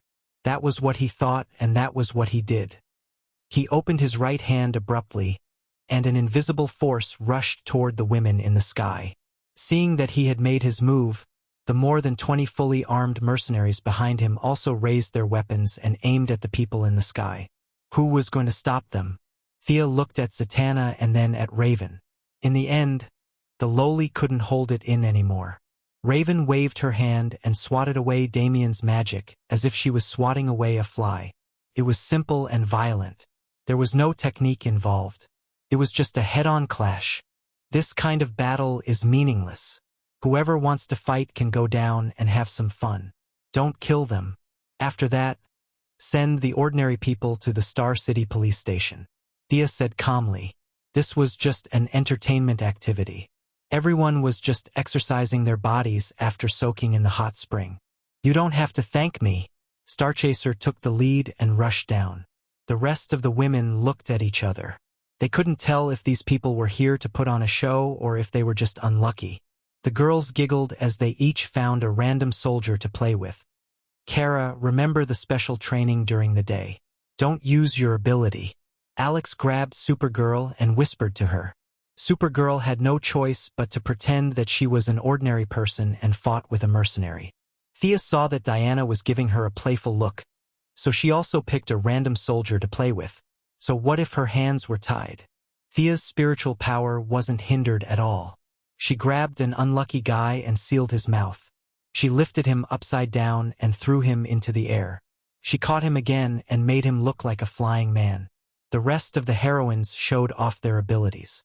For example, Mira, Caitlin, and Frostdora had similar abilities. There were many things that couldn't be explained clearly during the day.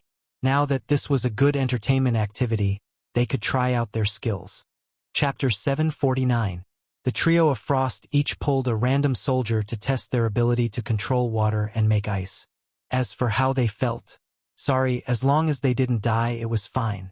These guys broke into private property at night with weapons. They were not good people. Some were full of academic spirit, such as the trio of Frost. Some were purely for fun, such as Lightning Lady, Poison Ivy, and other villains from the original Time and Space. They made their opponents almost unable to take care of themselves. On average, each person had one or more opponents. It was really not fun. Most people stopped after defeating one person. To them, this was just an entertainment activity, similar to the end-of-year lottery. The important thing was to participate. Cassandra was very serious. Her thin figure kept turning back and forth. She only stopped when all the random soldiers on the battlefield fell to the ground. Seeing that all his subordinates were taken care of almost like a joke, Damien Dark would be too stupid if he didn't know that he had encountered a tough opponent. But he had to ask Raven Lowly if she was willing to let him run. His magic was pitiful and laughable compared to the demon princess. Thea whispered a few words to Felicity. Felicity looked at her strangely. What did she mean by keeping her hands behind her back? It was so strange. The former hacker didn't think much of it. She quickly used her phone to call a drone over. The huge camera captured all the heroines' postures. It was a group activity for the heroines. Many heroines saw the camera and hurriedly posed in what they thought was very handsome. Not knowing that he had become part of a group activity, Damien Dark was still fighting desperately. Unfortunately, his magic couldn't beat Raven Lowly, and his martial arts couldn't beat Cassandra. Damien Dark had always thought that he had reached the limit of what a human could do with his magic power that he thought was invincible. In his narrow view, Superman and Sia were just SOSO. Now that he was completely awake, His skills were of no help at all. His magic was countered, and his martial arts were beaten to a pulp. Was this world so scary? This was the only thought in his mind before he fainted. Come, come, come, everyone, let's take a group photo. The young mistress called out to the girls to form a human wall that was half a meter tall like sandbags. Then, the girls stood behind the human wall and took a group photo. Some of the bandits on the ground were still conscious, but none of them dared to act rashly. At this moment, they were all obediently acting as the background for this human flesh hunt. They were extremely dedicated. The heroines were not fools. They could tell at a glance whether they were fainting or not. However, they still giggled and posed. With a click, the 29 official members and Starchaser, who had brought her own food to join in the fun, were officially frozen in the photo. Some were serious, some were funny. In short, the first collective activity of the Women's Justice League had officially come to an end. It was already late at night, and the police had already gotten off work. This group of people were all tied up and waiting to be sent to the police station in the morning. The group of heroines greeted each other and returned to their rooms to rest. In Thea and Diana's room. "Hurry up and untie me. Feels weird." Thea pleaded a little coquettishly. At this moment, Diana's face was overflowing with a smile. "Let's play a game, a role-playing game." The bandits who were acting as human flesh tools were all sent to the Star City police station at dawn. The security was too good. The police officers rarely saw any bandits, so they happily took them away. As for Damien, he was brought back to the administrative committee by Thea. Originally, she wanted to send him to the Heaven's Eye Society. However, when she thought about the high rate of escapees from the Heaven's Eye Society, she felt more at ease locking him up in her own territory. She could just lock him up in any cell. This guy was just a small fry to her. The devil statue that was the source of his magic power was directly shattered by Thea. This method of trading with the devil was obviously an old tradition of the Assassin League. It was dangerous and did not have much room for development. Thea remembered that this white fatty had planned to use a nuclear bomb to bombard the ground in Green Arrow. He had brought a group of people to hide underground. She remembered that he had planted a large piece of corn underground.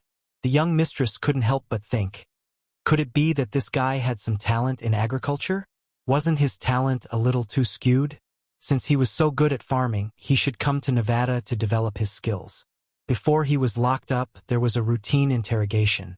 It was all the usual questions about his name, gender, and occupation. She didn't expect to get something out of him. "Sir," he said that he belongs to an organization called Honeycomb. The interrogation experts asked him 3 times. He shouldn't be lying. This organization is very large and has many members. The former black bodyguard, Digger, excitedly reported to her.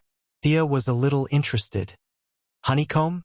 She picked up the interrogation record and flipped through it. Fortunately, there was no umbrella or hydra. This organization was more like a fraternity for rich people. This fat Damien was trying to instigate Sia to fight those rich people with the intention of, "I'm not having a good time, so don't you all." He didn't know that his malicious revenge had given Thea a good excuse. On this list, there happened to be a family that had recently been the most aggressive against Quinn and her daughter. She had originally planned to cause a car accident, but now she could save the trouble and just confiscate their property. The white fatty Damien insisted that the other party was an accomplice. All kinds of video evidence and all kinds of clues were collected. Thea directly brought a large group of people to the door to arrest them. In a flurry of activity, the eldest young miss had outstanding military service. 2 deputy mayors, 1 senator, and 3 prominent members of society were arrested by her. All kinds of evidence of their crimes, both true and false, were pinned on them. Since they were not clean in the first place, there were even more flaws when they framed each other. Unfortunately, the charges weren't serious. They were all corruption and fraud. It was still a little short of the treason against humanity that the mother and daughter had committed. What should she do? Sia rubbed her chin and racked her brains. Was she trying to frame him or not? "Sir, there's a new discovery." The black bodyguard took out the latest confession and showed it to her. Thea glanced at it casually and hurriedly looked up. Mr. Digger, are you sure that this honeycomb organization was premeditated by aliens? We have to be responsible and have evidence. The black bodyguard took out an evidence bag. This was found in the basement of one of the houses. The other party was very vigilant. The remnants of the device after it self-destructed are all here. Professor Stein said that this metal is definitely not from Earth. Taking the evidence bag, Thea looked at it. The silver-white metal, even if there were remnants of the explosion on it, did not seem to be from Earth. She had thought that it was a small matter, but now it seemed to be getting bigger. She immediately instructed, "They must have a way to contact them. Send elite agents to continue digging and investigating. Report to me at any time." The evidence provided by the administrative committee was very conclusive. It turned out that there was indeed a group of aliens lurking among human beings for a long time, and they had infiltrated the upper echelons of society. In the face of the crisis, the group of people who were very noisy immediately shrank back. The originally lively storm calmed down instantly. The expected establishment of the International Justice League was delayed for 3 months with the excuse that the venue was not well coordinated. Thea learned from the 2 female generals, Lai Hua and Han Bing, that the Golden Vanguard was very unhappy. On the other hand, Diana finally quit her job at the Hepburn Foundation. It was unknown whether it was because she was back on track or because of her reputation. The Louvre Museum expressed great enthusiasm for Wonder Woman's new job, and the curator personally invited her. Diana was also interested in historical relics. After asking for Thea's opinion, she flew straight to France to work. Chapter 750. Life seemed to be back on track. On Monday, Thea saw the busy figure of her secretary, Miss Maisie, outside her office. "Mr. Luther doesn't need pity. He didn't need it then, and he still doesn't need it now." Miss Maisie's expression was very normal, as if she was talking about someone unrelated to her. "Do you mind talking to me?" Miss Maisie thought about it and decided to speak. "Mr. Luther had a big fight with his sister and left the Luther group alone. I was waiting for him on the path he had to pass by and was ready to go with him, but he rejected me without hesitation." "Do you love him?" "It shouldn't be love. I admired him, but it's all in the past now." Miss Maisie's expression quickly changed into a professional smile. She handed her a stack of documents waiting to be signed, then walked out with a normal expression. Thea didn't have a good way to explain it. Miss Maisie was actually a very passive person in life.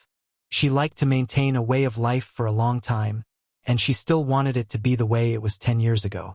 Her feelings for Luther were more of a habit. Miss Maisie's loyalty was unquestionable. As for sending her back to find out about her, with Luther's pride, he wouldn't do such a thing. She sighed and began to focus on her work. 5 days later, Thea came to the Alien Management Committee. Not long after she entered, the former bodyguard, Digger, hurriedly brought her a document. "This is the information we just intercepted. This woman killed one of our elite agents." Thea was still very serious when she was working. She picked up the document and quickly flipped through it.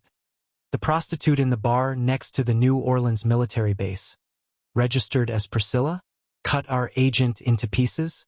Judging from the wound, she's an alien? Yes. Agent Evans found her very suspicious. Her identity was vague, so he went to investigate with his partner, Fana. After this woman revealed her flaws, she killed and pretended to be Agent Evans. She read a lot of information from the management committee from Agent Fana's mind.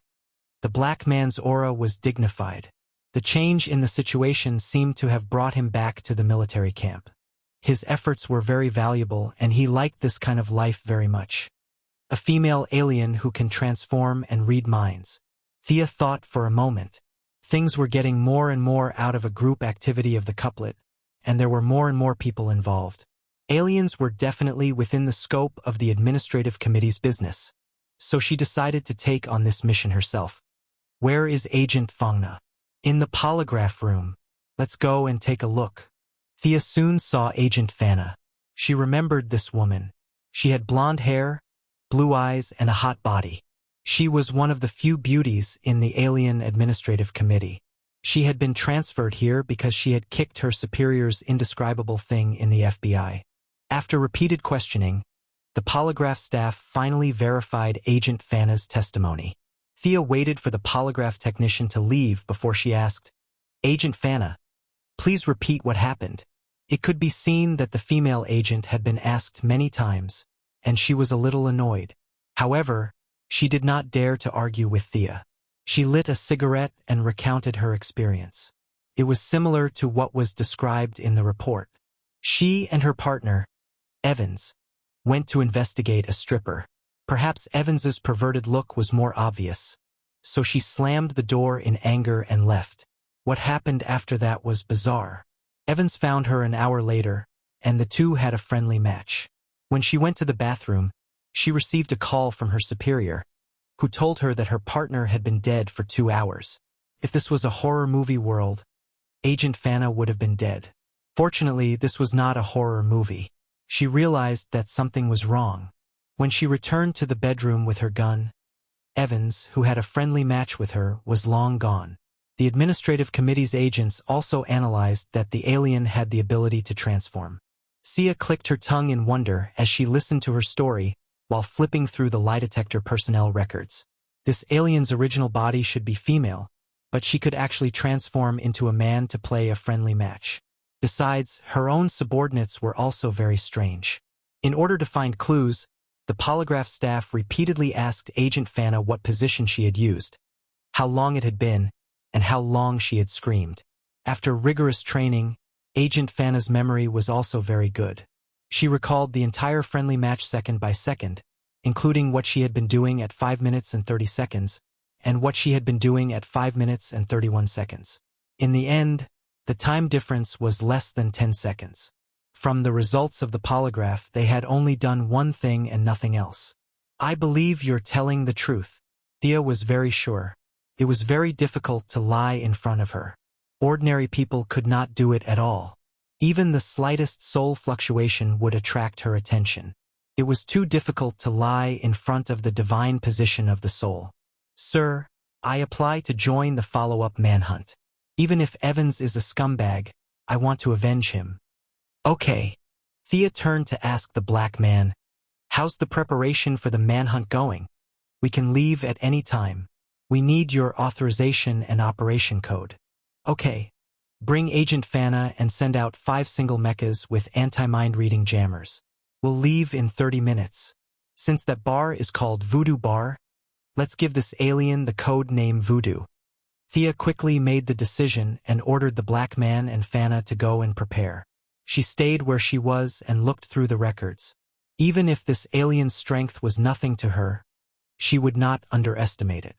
In less than 20 minutes, the 5 single mechas, including the black man and Agent Fana, were ready to go. This kind of mass-produced mecha was definitely not as advanced as Thea's self-made ones, but it was still much stronger than the kinetic skeleton used to attack the Cold Flame Vatican. It was equipped with energy weapons, could fly, and could fight in close range. It was the symbol of the elites in the management committee. Manhunts could be solved with a compass or a divination spell, but Thea did not want to appear too mysterious in front of her subordinates. After all, her title was Dr. Quinn, not Immortal Quinn. Her subordinates worked together. In modern society, even if she had the ability to transform at will, they could still track her down with some special technology. "Sir, the target appeared in a Heaven's Eye Society base in Mississippi." The Heaven's Eye Society replied that a lot of information was stolen. Just as they were about to leave, an agent came in and reported. "Damn it!" The black man was furious, but Thea did not care. Could they defeat the enemy just because they obtained information? What a stupid idea. Even if there was a mastermind behind this alien who liked both men and women, it could not be that strong. She committed the crime in New Orleans and ran to Mississippi in the blink of an eye. She probably read the location of the Heaven's Eye Society's base in Agent Fana's brain. "We are not affected by the Heaven's Eye Society. We can remodel and start the manhunt again." By the way, what information did she steal? Thea asked the informant at the end. Chapter 751. Her subordinate looked at her nervously. She copied all the information about the Justice League. Thea's face froze. She thought they were targeting humans, but she didn't expect them to be targeting the Justice League. Just as she was wondering if she should capture the target directly, her subordinate reported the results of his calculations. The direction she's heading is Alabama. Thea waved her hand. Let's go. Wearing a casual suit, she led the way and flew out briskly. Her subordinates didn't dare to delay, and they all activated their armor and chased after her. In less than 30 minutes, they hovered outside a garage. Heat tracking. The target is still inside, but their heat readings are different from humans. Attack. None of the 4 people inside are from Earth. Thea waved her hand and signaled for her subordinates to attack. She was the boss, and it wasn't her turn to deal with these small problems. After absorbing a lot of alien technology, the management committee's weapons had been upgraded. The 5 of them raised their hands together, and more than 10 sound impact bombs were fired. The garage that stood alone on the side of the road was blown up into the sky, and 4 figures flew out from it. There was a fat man with a big head and big ears. Beside him were 2 expressionless women. The 3 of them were standing together in a group. Another woman stood 5 meters away. She had flaxen hair and a slightly dark complexion. She looked like a Latina. These people looked like they were from Earth, right? Her subordinates hesitated. I'll take responsibility if anything happens. They're not from Earth or not completely. Take them all down. There were so many races in the universe, and her eyes weren't supercomputers. Thea could see that their body structure was different from that of Earth's, and that was enough. Military orders were like mountains, and this saying was effective at any time. The black man took the lead and rushed out. He felt that the fat man seemed to be very powerful. Agent Fina went to kill the target, the woman codenamed Voodoo. The remaining 3 began to attack the 2 women who seemed to be trembling. Most agents were cold-blooded and had undergone cruel training. Unlike superheroes, they did not care much about the lives of ordinary people. With Thea's guarantee, the 5 of them were ruthless without exception. The black man activated the switch on his armor, and with a low roar, a roaring chainsaw was pulled out. The chainsaw cut at an extremely fast speed, and with an indomitable momentum, it slashed towards the fat man. The remaining 4 also showed off their skills. Some were good with guns, some were good with fists and kicks. The individual armor could completely magnify their strengths and unleash these strengths on the enemy 10 times or even 100 times. The fat man did not expect the agents to be so ruthless as soon as they arrived. He transformed in a hurry, his skin turning dark brown, and black hair growing all over his body. His eyes became extremely small, flashing with a ferocious red light. His jawbone protruded forward and opened at a 90-degree angle. Among his green fangs was a tongue full of barbs. The other 2 trembling girls also transformed at the same time. Their heads squeezed and stretched into 2 octopus heads, and the hair behind their heads turned into slippery tentacles. Their skin turned light blue, and their arms, thighs, and waists were full of barbs. Their index and middle fingers, ring and little fingers were glued together. Their originally delicate fingers now looked like the claws of some kind of animal. TSK. How disgusting. Miss Fina was very glad that she did not participate. This was clearly not a characteristic of a normal species. God knows what kind of messy genes were added to this. The original target, Voodoo, was much more normal. Of course, this was relatively normal.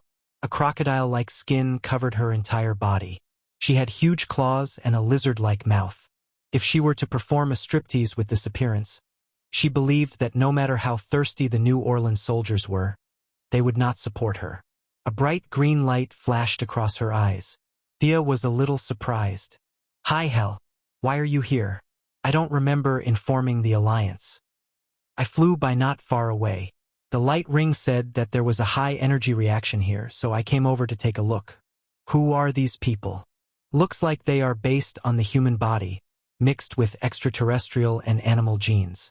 As for what kind of extraterrestrial genes they are, you can use the green light to check. War's database is much richer than the yellow light. Hal raised the ring and scanned the 4 of them. The light ring quickly gave the answer. They are the biochemical experiment subjects of the Dino people. Thea thought for a moment. I'm afraid they are not just experimental subjects. They are here with a mission. That lizard-like woman has just infiltrated the secret base of the Heaven's Eye Society. She has stolen information about the Justice League. Hal Jordan, who was passing by, also became serious. He did not hide the establishment of the Justice League. However, to be so anxious to obtain information, it seemed like it was premeditated and organized. Aren't you going to take action? Hal could not stand it anymore. My old injury has not healed yet. All right, send me a copy of the information about the Dino people. Afraid of provoking Hal, Thea did not use the yellow light ring. She took out the green light ring and copied a copy of the information. It included the language, ethnic characteristics, and social structure of the Dino people. Leaving Thea alone to study the information, Hal went down to capture the enemy. With his help, the agents who had the upper hand became even more ferocious. The two octopus women were the first to be defeated. They were injected with large amounts of sedatives and put on energy suppression bracelets. The foreign genes gradually disappeared, revealing their original appearance. The fat man who looked like a black bear took some effort. One of his arms had been chopped off by the black man, Digger. In a fit of anger, he was ready to self-destruct. Hal Jordan immediately used the green light ring to wrap him up and only released him when he exploded into powder. The last voodoo woman was surprisingly powerful. Not only did she use the biological technology of the Dino people, she also mixed the steps of a stripper into her attacks with her sharp teeth and claws. Her body had a strong sense of rhythm. She moved left and right, causing the few of them to run in circles. In the end, the impatient Thea used the body immobilization spell to take her down. Should we take her back to the Alliance, or? Hal asked tentatively. Thea was too lazy now. If it was in the past, they could just drag her away if they liked her. She could not be bothered. However, this person involved aliens. Since she was the chairman of the administrative committee, she did not care if it was inappropriate. This is the work of the administrative committee. If you want to participate in the interrogation, you can come and watch. If you want a written report, I can get my assistant to choose the parts that are not confidential and print a copy for you. She replied formally. All right, I'm not interested. You can deal with it yourself. Hal Jordan was also very busy. Earth was not the only planet in Sector 2814. It was not just the solar system. There were too many things that he had to take care of. After informing Thea, he hurriedly flew away. The agents took down the enemy without any casualties. They cleared the scene of various explosive fragments and brought the three captives away. The Black Bear Man who had self-destructed also collected some cell information for later analysis. Chapter 752. Take them all back. Feed each of them 2 kilograms of true water and interrogate them about who they are going to hand over the information to. Who is the contact person? The agents were very obedient, but the results were not very effective. Thea waited until the evening of the same day before they tiredly produced the preliminary results of the interrogation. An agent wearing thick glasses was so nervous facing Thea that it took him 3 minutes to finish stuttering. What? You said they have a spaceship on the far side of the moon? Thea stood up from the chair, and her cold eyes made the agent nervous again. He only had the strength to nod. Things were serious. There was an alien spaceship so close to the Earth, and no one had found it? It was incredible. Thea and Diana often went to other planets to play, and Green Lantern and Superman flew out from time to time. Plus, there were the 2 bugs, Batman and Luther. How could so many people not find it? Batman had a huge experimental base on the far side of the moon. Thea took the report and calculated the location of the coordinates. She really had not paid attention to this coordinate. Seal all the information and list it as top secret. The woman whose real name is Priscilla and code name is Voodoo continue to be detained. Wait for me to go to the scene. After she finished speaking, she flew into the sky under the admiring eyes of the agents. In a few minutes, she flew to the far side of the moon. There were densely packed craters, and there were no signs of microbes at all. It was empty and barren. This was a land of death. No matter how she looked, she did not see anything unusual. Were those investigators trying to trick me? This idea was quickly denied. They did not dare. Did that woman say it casually? Thea felt that the thread of fate above her head was swaying slightly. Something must be going on here. She searched several times with her mental power and supervision, but still found nothing. The universe was full of strange things. The other party must have used some advanced technology to hide the spaceship. Thea turned around and went to find Batman. He was better at technology than she was. You mean there is an alien spaceship hidden on the far side of the moon? They have been monitoring Earth? Even the usually calm Master Bat was shocked by this news. Thea nodded. If I'm not wrong, your every move has been under the enemy's surveillance. Batman also realized that the situation was tricky. His base on the dark side of the moon had been moved away, but he still left a lot of observational equipment. He mobilized all of them to analyze and calculate. All of this was caused by that white fatty that day? Catwoman Barbara rushed over when she heard the news. Only after a bunch of women asked her did she find out that the origin of the matter was related to her. Thea didn't know whether to laugh or cry as she explained, "The fatty white you guys are talking about isn't specially arranged to liven up the show. He really came here himself. As for why so many things happened after that, it could only be explained by the fact that the Female Righteous Alliance had a lot of luck. Barbara, Catwoman, Batwoman, the Huntress, and the big lowly Cassandra looked at each other in bewilderment. They had thought that it would be a party for fun, but they had dug out such a huge hidden danger. I have to participate again next time. A bunch of women were talking, and the noise was so loud that even Thea couldn't stand it. On the other hand, Master Bat was expressionless and sat very calmly. But when she looked carefully, she found that the mute switch on Batman's helmet had already been turned on. Is this why you wear a mask in your own home? Thea felt that she had guessed the truth. After half an hour, Batman pointed at the screen. Your judgment is correct.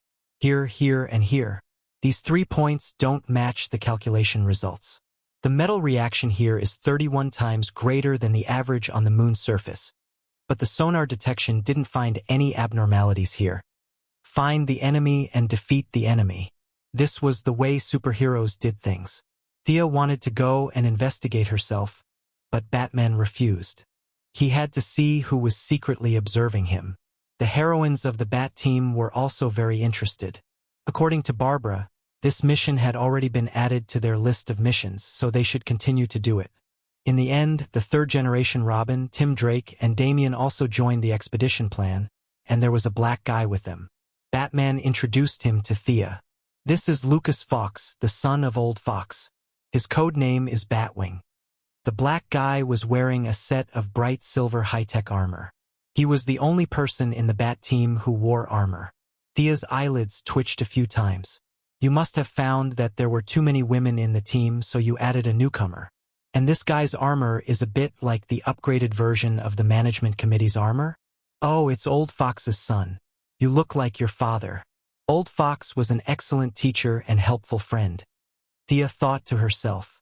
Both father and son looked very dark. The black guy didn't know how to respond. This beauty was acting like a senior, and he didn't know whether to use the same etiquette or the same etiquette. Fortunately, the naughty kid Damian resolved the awkwardness.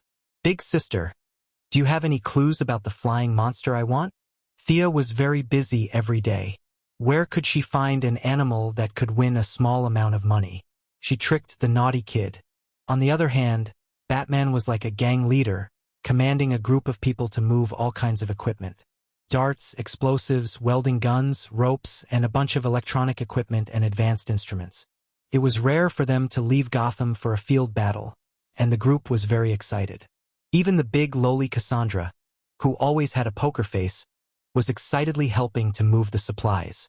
She originally planned to fly by herself, but when she saw the space shuttle prepared by the Bat family, she went with the flow. There were 9 generals in the Bat family. Including her, there were exactly 10 people. Thea took the food that the old butler Afu prepared for them. Just like a spring outing, she watched as Batman opened the ceiling, rushed out of the atmosphere under the cover of the night, and started the Bat expedition. Other than Batman, the rest of the Bat family had no experience in space travel. They usually took a plane, and the experience of rushing out of Earth could be said to be one of a kind. The group was quickly attracted by the beautiful scenery of the universe. Thea ate a piece of fried chicken. Old Afu was too old and couldn't cook much now, but his cooking was very good. Considering that it was lunch for the 9 of them, she didn't eat too much. "What other information do you know about this Timor Star?" asked Batman. Thea wiped her hands with Damien's cloak. The naughty kid glared at her, but she pretended not to see it. "There isn't much information. They have been extinct for almost 100 years. They worship collective intelligence. Every member of the tribe has to contribute their own brain tissue after death. A large amount of knowledge, experience, and memory gathered together to form the main brain that governs the tribe. Usually, there is a clear division of labor. Perhaps this is the reason why the people on Earth named them the Hive Organization." Chapter 753. Mind reading? You don't know mind control, right? The third-generation Robin, Tim Drake, asked the key question. Actually, I suspect that the guy who read minds is a genetic mutation and not a normal ability. The other 2 women we captured did not have the ability to read minds," Thea answered with certainty. "Right, since we will be entering the alien spaceship later, I have copied some of their language. Come and take a look if you have time." The light ring could connect to existing computer equipment. As Thea spoke, she downloaded the language of the Dino people and sent it to the few of them.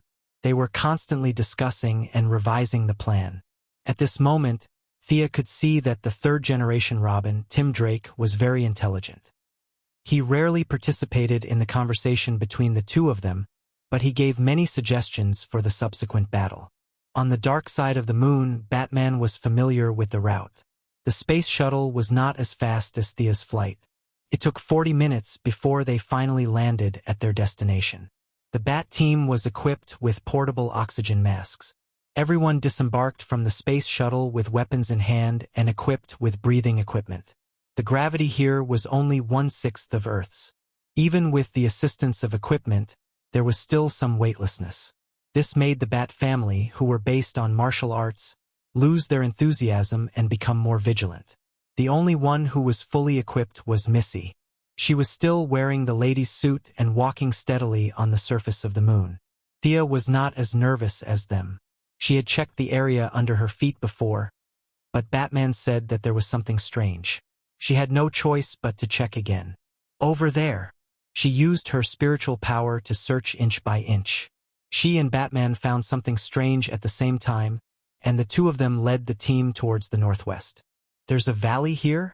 My spiritual power did not detect this terrain at all. "It's too strange."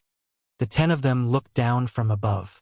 Thea used her spiritual power to scan the area twice. In her spiritual power, this should be a flat area, but in her sight, there was a deep pit that was at least 500 meters long and 300 meters wide. Although the deep pit was found, where was the spaceship? The few of them looked with their binoculars for a long time, but they could not see anything. If I'm not wrong, the enemy's stealth technology is much more advanced than we expected. The enemy must be there. Tim Drake pointed at the deep pit and said with certainty, "If there aren't many enemies, then we can create a diversion. One team will divert the enemy's main force, while the other team will rush in." Why would he rush in? That would definitely be a very harmonious fight. There was no doubt about this, but they still couldn't make up their minds on who should be the diversion. It was difficult to determine which of the 2 was more dangerous. There was another question on a deeper level. Who would this battleship belong to?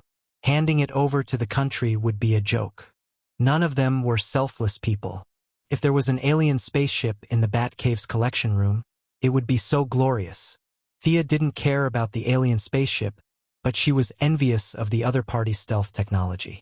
Now that they were right in front of her, she didn't even notice them. She could imagine how powerful this technology was. The enemy is ferocious. His strength is unknown. You guys lure him away and I'll charge in. The eldest young miss was the first to declare her position. In order to even out the battle strength, she would definitely split into 2 groups, while the other 9 would split into 2 groups. Not good. The enemy's internal defense must be tight.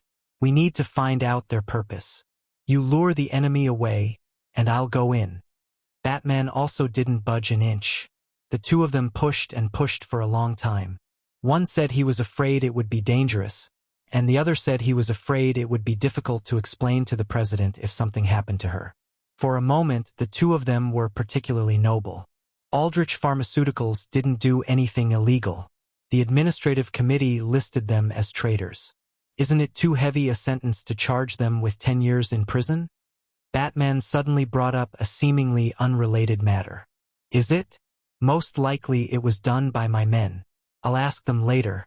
By the way, Bruce, among my men who died in the Yellow Lantern battle last time, how come I couldn't find a Yellow Lantern ring? Do you know the details? Thea asked. Maybe they lost it somewhere. It was so messy at the time. Is it? Ha ha. The two of them laughed at the same time, leaving the other 8 people confused. Was there some kind of parasite bacteria on the moon? Are you guys sick? This matter was led by the administrative committee. Thank you for the manpower and material support provided by the Bat team. No, it's a threat to the safety of mankind. Such a powerful enemy should be under the jurisdiction of the Justice League. You misunderstood. This matter was first discovered by the Women's Justice League. The two of them talked for a long time, but no one convinced the other. Thea didn't feel any abnormalities in the fate thread, which meant that her choice didn't affect anything. Too lazy to continue arguing. Okay, I'll lure the enemy away, but you guys really have to be careful. It's hard to say how many people the enemy will have left behind. Batman nodded. You be careful too. If possible, capture them alive. In order not to expose Batman and the others, Thea flashed into the distance, and then pretended to pass by casually. Inadvertently, she kicked a football-sized stone into the empty space of the deep pit. Buzz. A very low sound was heard. The stone seemed to ripple where it landed. Under the wave-like lines, a gray metal object could be vaguely seen. Like a passerby, she observed for a while with a surprised expression on her face. With a puzzled expression, as if she had found a treasure, she threw out another 2 large stones. This time, the exposed area was larger. Just the visible part was 100 meters long and more than 50 meters wide. The battleship was streamlined, and the gray metal revealed a sense of sharpness and coldness. Soon, a door rose on the side of the spaceship, and more than 10 translucent blue aliens charged out. Their appearance was similar to the lizard men in science fiction, but the difference was their color. They had inverted triangular heads, and 3 tentacles grew from their chins. Their skin seemed to be covered with a layer of transparent hard shell, and the blood vessels, muscles, and bones inside could be faintly seen. Their vision was deteriorating, and each of them walked out of the spaceship with their backs hunched. They used the tentacles on their chins to emit sound waves. Soon, more than 10 translucent blue lizard men discovered Thea. They maintained their balance with their thick tails and attacked her with their hands and feet. In order to lure more enemies out and to let the Bat team see the enemy's attack style, she suppressed her strength and fought with the aliens. After only a few moves, Thea figured out the enemy's attack style. These guys seemed to be made from the same mold. The angle of attack and the angle of attack were almost the same. More than 10 aliens failed to take down Thea, and they were very anxious. They roared silently, and in less than 3 minutes, 7 or 8 more enemies jumped out. This time, 3 of the enemies were armed with energy guns. They were very cautious and would not shoot unless they had no other choice. At first, Thea thought they were worried about the lives of their own kind, but later she found that their weapons' energy was almost exhausted. Chapter 754. Thea fought for another 2 minutes. When there were no more aliens coming out, she pulled the group of enemies and ran away. The transparent lizard man definitely could not let her leak the news. Moreover, they did not think that Thea was very powerful. The group of people charged forward as if they were hunting. These guys don't have mind-reading abilities, but their close combat skills are as accurate as a computer. They don't seem difficult to deal with. Their weapons are seriously lacking in energy. Also, when the door opened just now, I checked inside. There seemed to be 3 or 4 enemies inside. You guys should be able to deal with them if you guys are careful. Thea reminded Batman through telepathy before she left. Seeing that Thea was pulling the group of enemies further and further away, Batman's side finally started to move. When the enemy opened the door, Damian had already turned into a shadow and sneaked in. After receiving his father's signal, the 2 groups worked together to open the hatch. Be prepared that the enemy has already discovered us. Batgirl, you and Batgirl Cassandra will search along this side. Pay attention to the weapons. Catwoman, Batwing, and Huntress will search along the northern path. Robin and I will take the middle path. Damian, stay on guard. We have to guard this back path. Let's move. Ignoring his son who was pouting, Batman quickly assigned the tasks. He had seen the strength of the aliens just now. The 3 of them could definitely defeat them. This was not Gotham where they could fly.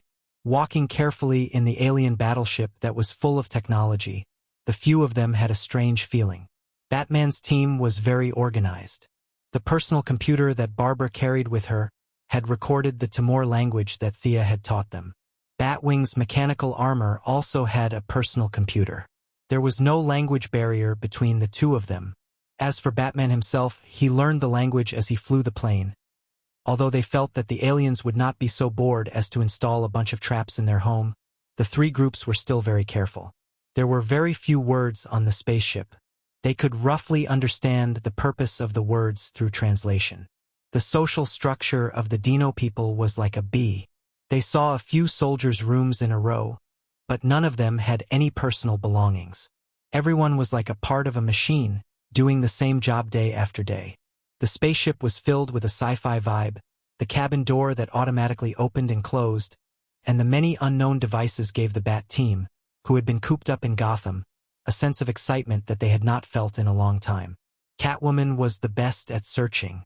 She was born with good eyesight, a keen sense of smell, and a little bit of luck. She was the first to make a big discovery. Gentlemen, I found a large area of artificial cultivation chambers. They seem to be cloning humans. The people in the cultivation chambers all look alike. The second discovery was made by Barbara. There are a lot of animal corpses, and they all have distinctive limbs. Some seem to have mutated with human cells. These guys were experimenting with human genes. It didn't take much knowledge to figure this out. I have 3 fellows here. They seem to be the leaders. Oh no, we've been discovered. The last one to speak was Batman. There was a burst of static in the earpiece, and then nothing could be heard. An experimental subject delivered to my doorstep. I recognize you. Batman gestured for Robin to hold back for now, and jumped out himself. An alien with 5 tentacles on its chin said to him playfully. Batman was angry at the mention of this. What he had done on the dark side of the moon all these years had undoubtedly been seen clearly by these fellows. However, he didn't realize it, and this made him very unhappy. What's your motive? How long have you been on Earth? He asked. We've been here since long before humans came to the moon. You're a very smart human. Your brain is worth keeping. The translucent lizard man seemed to have seen a treasure. 2 more aliens walked out from behind him, each with 4 tentacles. Capture him. I want his brain and intelligence to be used by the people of Gotham. The 3 aliens surrounded Batman in a triangular formation. How could Batman, who had seen countless storms, be taken down by these fellows? He knocked back the leading alien with a dart. Then he flew up and kicked the face of the alien behind him. Another alien jumped up and tried to pounce on him, but Batman fired his hooked claw gun and flew out horizontally, escaping the encirclement of the 3. While the 3 of them were distracted by Batman and had their backs facing him, Tim Tarek jumped out of his hiding spot and smashed an alien in the head with his baton. The few of them turned back again, and at that moment Batman charged at them again. The 2 of them cooperated very well. The 3 aliens were leaders, not warriors. Even if they had precise combat skills, they used them very inflexibly. Their enemies, on the other hand, were the best martial artists among the humans. Batman and Tim made full use of their flexibility, and fought the 3 aliens with their exquisite cooperation.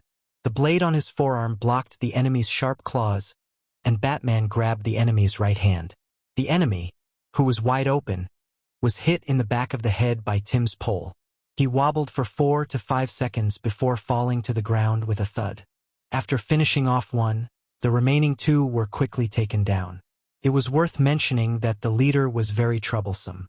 Batman only managed to knock him out after 3 punches. The 2 of them quickly found the control panel. Both Batman and Tim were computer experts, and they could understand most of the alien language. The 2 of them guessed and finally removed the interference device and restored their communication channel. "What's the situation with each of you?" "Normal." The first to report was Damien. This brat was still very reliable during the mission. "We have a big guy here. Batwoman is with us. It's a little troublesome, but we can handle it." This voice belonged to Catwoman. They could tell that they were fighting. Batman quickly pulled up the surveillance of the alien spaceship and found the location of their battle. Catwoman and the other 5 were besieging a huge monster. If Thea was here, she would have noticed that it was similar in appearance to the fat man who blew himself up during the capture, except that it was taller and more ferocious.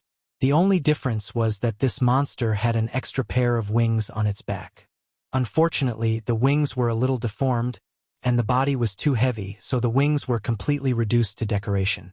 Although the monster was extremely ferocious, it was still no match for the 6 of them.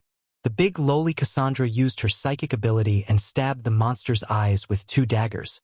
Catwoman and Barbara wrapped the monster's arms with whips at the same time, and the bat wings in mechanical armor gave the monster the final blow. Not long after they finished the battle, Missy leisurely flew back with a string of captives. The few of them gathered in the main control room again. Batman, Tim, and Barbara, the 3 computer experts, were trying their best to crack the spaceship's control system. Thea began to read the alien leader's memory. The news from the 2 groups was not optimistic. Chapter 755. How should I describe their race? There's a term that I don't quite understand. It seems like their main brain died, and their clansmen contracted some kind of disease. Most of them lost their lives, and now only a small portion of them are left. According to the prophecy of the sage who sent them, they will find hope for their race in the genes of the Earthlings and rebuild a new genetic chain. This guy's position is not high, and there are many things that he doesn't know. "What's the news from your side?" asked Thea. Batman was a little depressed. "We can't control this spaceship. Only those with the bloodline of the D-demons can take off. The subsequent commands also need to be given by the commander. The computer here is only for support." Batman was very unhappy. He couldn't get this spaceship. Although he didn't kill the aliens, he couldn't keep them in the Batcave. His place was a private place, while Missy's management was a government agency. She was also in charge. It was inevitable that the alien captives would be taken away by her. Without the controller, what was the point of having a spaceship? Moreover, there were still a bunch of clones in the spaceship. He couldn't kill them, but letting them go would cause trouble. He had completely lost interest. "Also, I think we need to gather the Justice League." "Why?" Their computer recorded that an extremist was exiled to Earth thousands of years ago. He was the most arrogant and powerful individual in their race. However, the mastermind never received any information about his death. That's why they paid attention to Earth. Also, they came to the dark side of the moon 50 years ago. However, the spaceship departed from Jupiter. This means that in the solar system on Jupiter they have a base or even a city, said Batman through clenched teeth. Thea pursed her lips. She didn't even have the energy to complain. A bunch of cheats lived on Mars. There was even a girl called Saturn among the superheroes. This meant that Saturn also had life. Now, a bunch of aliens jumped out of Jupiter. Wasn't there a little too many life forms in the solar system? In addition to the Atlanteans, the prehistoric civilizations on Earth, the survivors of the first, second, and third epochs, the people from the Earth's core, the Nagas, the cultists, the mad scientists, and the doomsayers. You'll realize, it was a miracle that Earthlings could live happily to this day and watch the Super Bowl or Victoria's Secret. Isn't that so? Batty's long-range attack now looked like a proper expedition. The 2 of them looked at each other. They had to get rid of the root of the problem. Who knew if the spaceship would send any signals to Jupiter? Leaving behind 8 people to continue copying the data and cracking the program, Thea teleported back to Earth with Batman. The Alliance assembled quickly. Superman, Diana, the Flash, and Green Lantern rushed over from all directions. The Sea King was slightly slower, but Mela had many new ideas after the Women's Alliance conference. The husband and wife worked together and used the pressure of the sea to launch people out. Their speed was quite fast. Thea was absent-minded as she listened to Batman talk about his latest discovery. It was not surprising that there were aliens on Earth. What was surprising was that they had been secretly observing Earth and paying attention to superheroes. That was a little scary. Thea also talked about how they had genetically modified ordinary people and sent them into human society to intercept information. The other party was collecting information about the Justice League. I stopped this information. The woman called Priscilla has also been detained by me. However, according to the analysis of the information available, she is not the real Priscilla, but a clone of the original. The original is being held by the FBI. In short, it's a very troublesome matter. 1,000 years ago, a Dino came to Earth. He was said to be the strongest among them. This person is estimated to be alive to this day. In addition, they also have a city on Jupiter. This is the problem we are facing now. Let's solve the problem on Earth first, Superman said with certainty. The rest of the people also supported him. As for where the strongest person was hiding, it was up to the few of them to find out. Thea sat on the ground alone and threw stones to divine. Batman continued to communicate with his team, trying to find information in the other party's computer. Superman flew out and used his super hearing to search the entire planet. The 3 heroes could not find any clues. The Flash made a trip and dragged Psyker over. Use your shockwave ability to search. As long as you have the physical characteristics of that Dino, or someone he has come into contact with, you should be able to find him. It was undeniable that the Flash was very smart. He was much faster than them searching for a needle in a haystack. Thea sent over a Dino. Psyker quickly found a single vibration frequency that was not on the Moon or Jupiter. In the cave of the highest mountain in the world, the few of them sent Psyker off, tidied up their equipment, and rushed to the highest mountain. The peak was hidden in the clouds. The temperature was -30 to 40 degrees all year round. Strong winds of force 7 or 8 blew past from time to time. The snow was blown everywhere by the strong winds. Today, a few strange people came to the majestic and solemn snowy mountain. It's so cold. Little Flash was freezing. In such a low-temperature environment, his speed was greatly reduced. The Sea King, who also liked to fight shirtless, was not much better than him.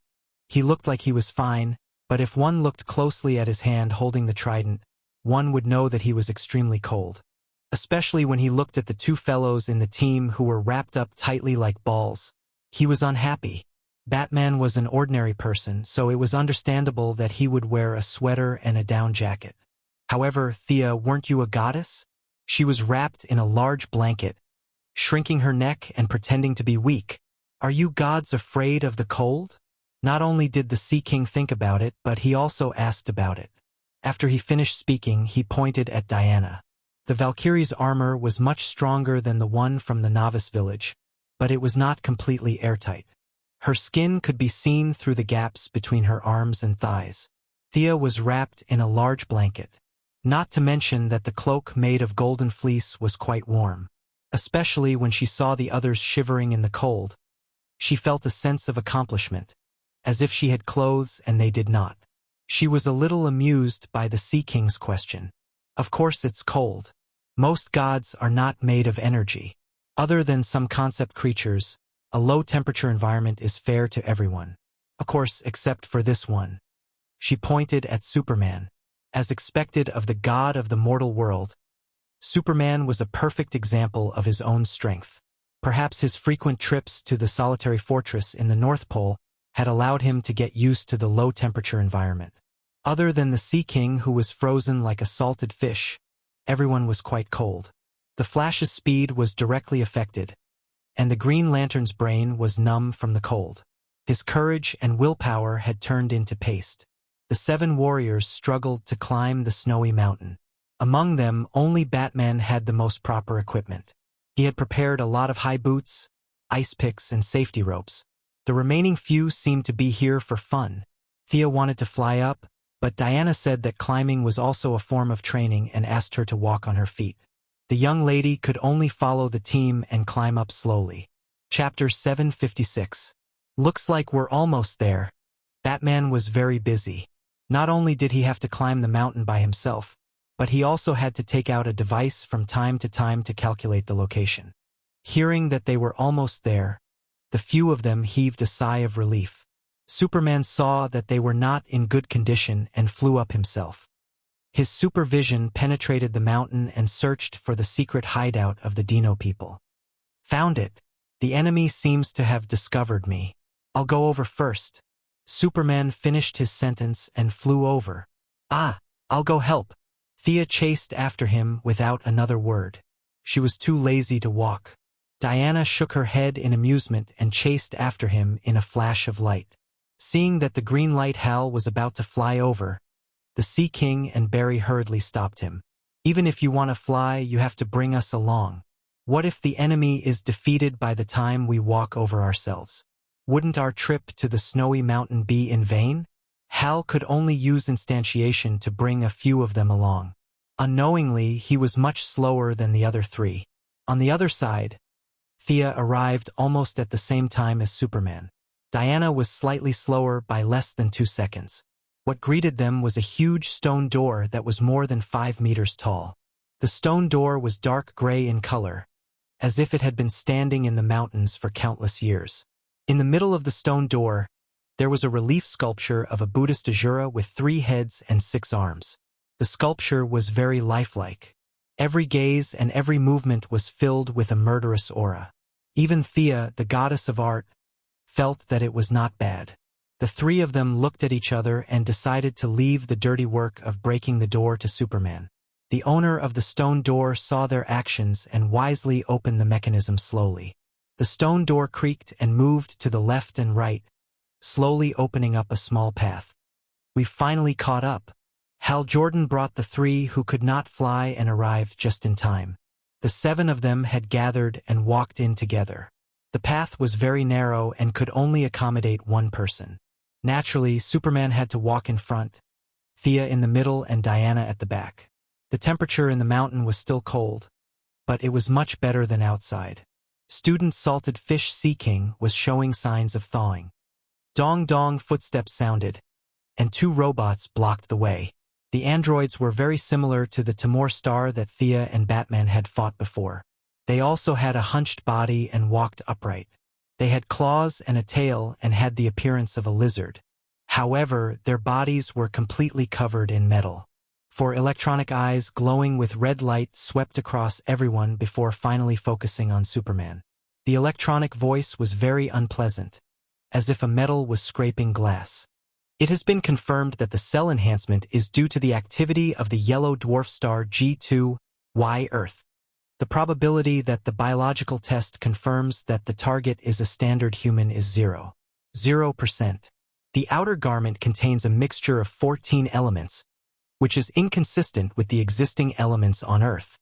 Conclusion: the probability of the target being an original Kryptonian is as high as 86%, which is in line with the target setting expectations. The 2 robots scanned Superman as if there was no one around. Then, under Hal Jordan's vigilant gaze, they turned around and left at the same speed as when they came. The heroes were fearless and continued to walk in. After passing through a long corridor, the road gradually widened. Seeing that there was no danger at the back, Diana walked to Thea's side. "What do you think of the enemy inside?" "He's no match for us," Thea answered without thinking. At most, he was a slightly more powerful alien. 7 people besieging him? That would be giving him face. Diana was 1000% convinced of her lover's judgment. She also let down her guard and discussed the relief murals around them in a low voice. She also talked about her work experience in the Louvre. The 7 of them came to a square paved with bricks. 18 huge stone pillars propped up a huge space that covered an area of nearly 1,000 square meters, and was 50 meters high.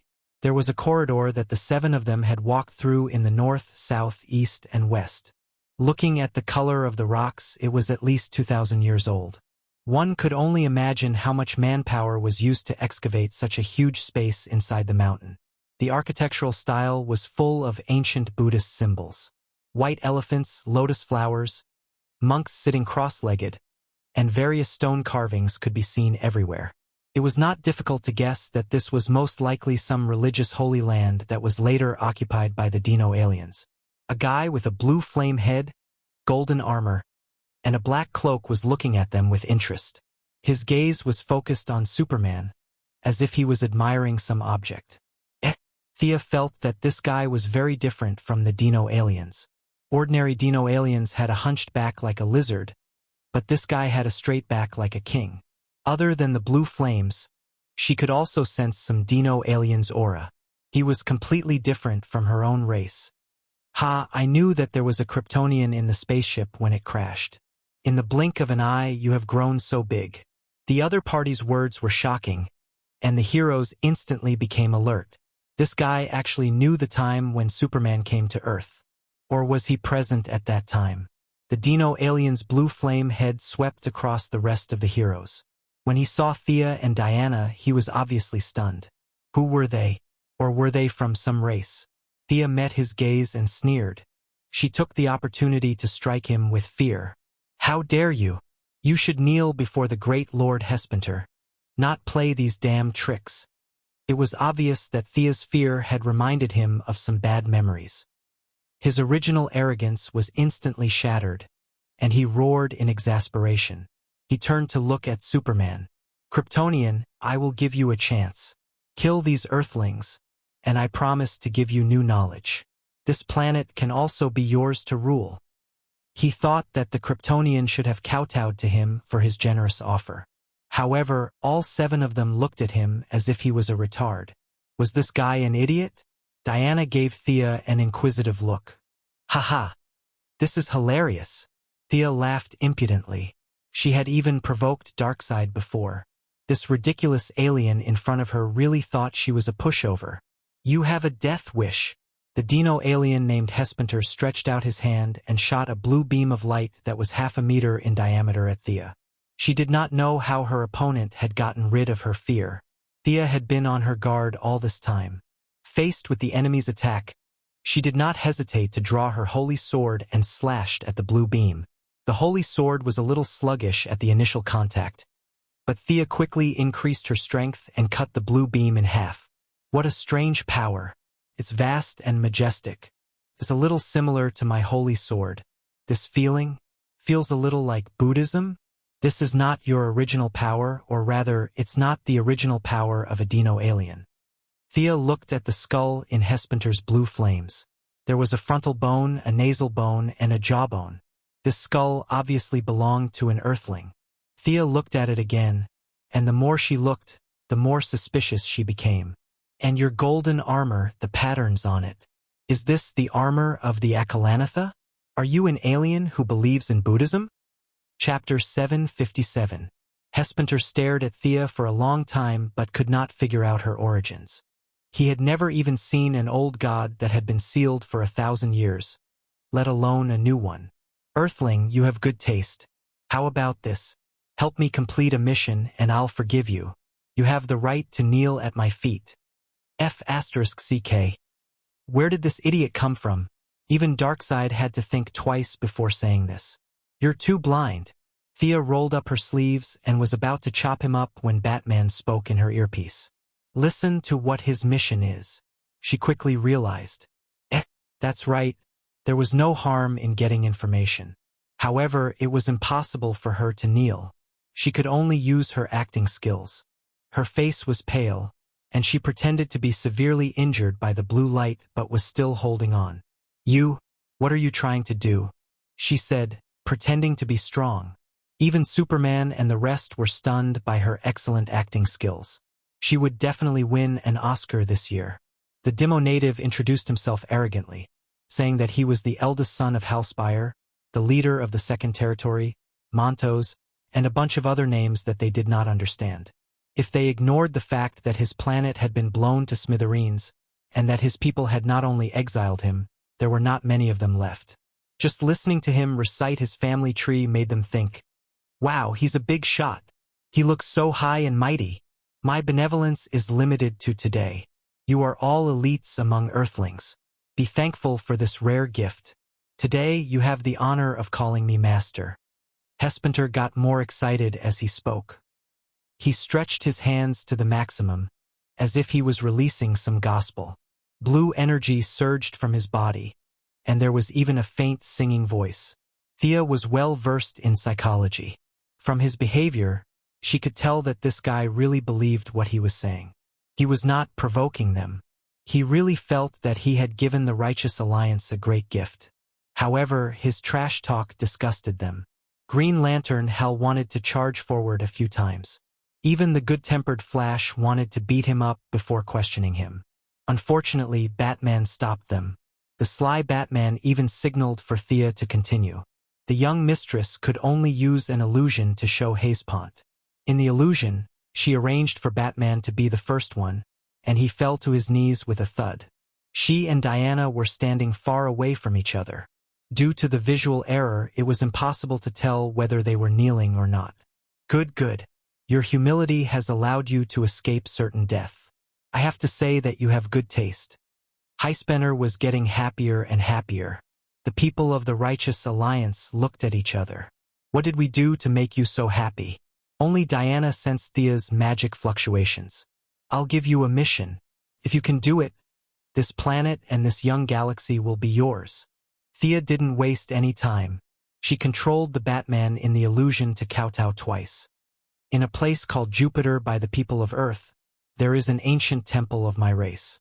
I've obtained a few words from the remnant will of the Cortex Prime. There is a weapon that can overturn the entire universe. Your mission is to get it for me and give it to me. In return for your loyalty, I'll allow you to rule this planet forever. Hespentor's tone carried a hint of madness. The heroes looked at each other. Was this guy an idiot? They didn't do anything, and he spilled the beans on his own? We have to get rid of him and then go to Jupiter. Superman felt a sense of urgency. The so-called weapon that could overturn the world was a bit boastful, but they couldn't ignore it. Then let's go. Thea dispelled the illusion. The scene in front of him disappeared, and Hespentor was slightly stunned. How could he not know that he had been fooled by the people of Earth, whom he regarded as ants? Just as he was about to curse, he saw Thea raise her hand and send out a bolt of lightning. He hurriedly changed his form and dodged the attack. Superman's casserole-sized fist followed closely behind. This alien was also considered powerful. He tilted his head slightly at the critical moment and used the blue flames to wrap around Superman in the opposite direction. At the critical moment, Diana kicked him in the stomach, and on the other side, the Sea King's trident came crashing down. As a great existence who could exchange a few blows with Darkseid, Thea didn't participate in the siege. Instead, she carefully observed Hespentor's combat strength. This guy was exiled by his race, and he was indeed unique. It was similar to the Martian Manhunter's psychic power.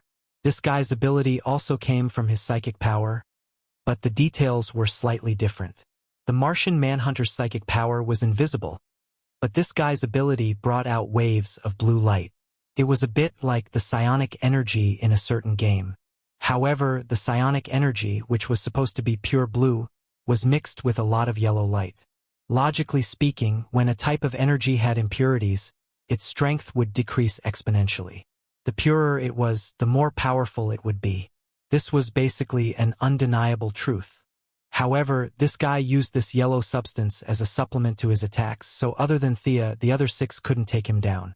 As the main force, Superman and Diana took the brunt of the attacks. Unfortunately, this enemy was a bit like the Martian Manhunter who didn't have a phobia of fire. His abilities were average, and he didn't have any obvious shortcomings. He could still fight back under the siege of everyone. Inside the mountain, the other six didn't dare to use many powerful moves. If they broke the mountain and caused the highest peak to collapse, it could cause a global geological disaster. This made them a little cautious. Hespentor, on the other hand, didn't have such concerns. He went all out and fought against 6 people at once. It seemed like he was on par with them. Superman was holding back, unable to use his strength. On the other hand, Batman was throwing left and right uppercuts. He looked very fierce. Diana's dual swords were stained with Darkseid's Omega effect, and they were still in Thea's dimensional ring. She was using a high-grade imitation of a lightning spear. Her problem was similar to Superman's. She didn't dare to go all out and tried to control the enemy as much as possible. She couldn't even use 20% of her abilities. Normally, the power of lightning could suppress the mind and psionic energy to a certain extent. However, the yellow light that flashed on this guy's body from time to time could always resist the lightning. With the yellow energy on his body, Highspenter's strength and agility increased greatly. He seemed to be on par with Superman. The Flash's high-speed attacks were all blocked by his adamantine armor. Green light's materialization could only trap him temporarily. Highspenter also had the ability to transform between reality and illusion. The attacks of the remaining people weren't very effective. After familiarizing himself with their attacks, Highspenter began to fight back. His psionic energy turned into all kinds of sharp blades.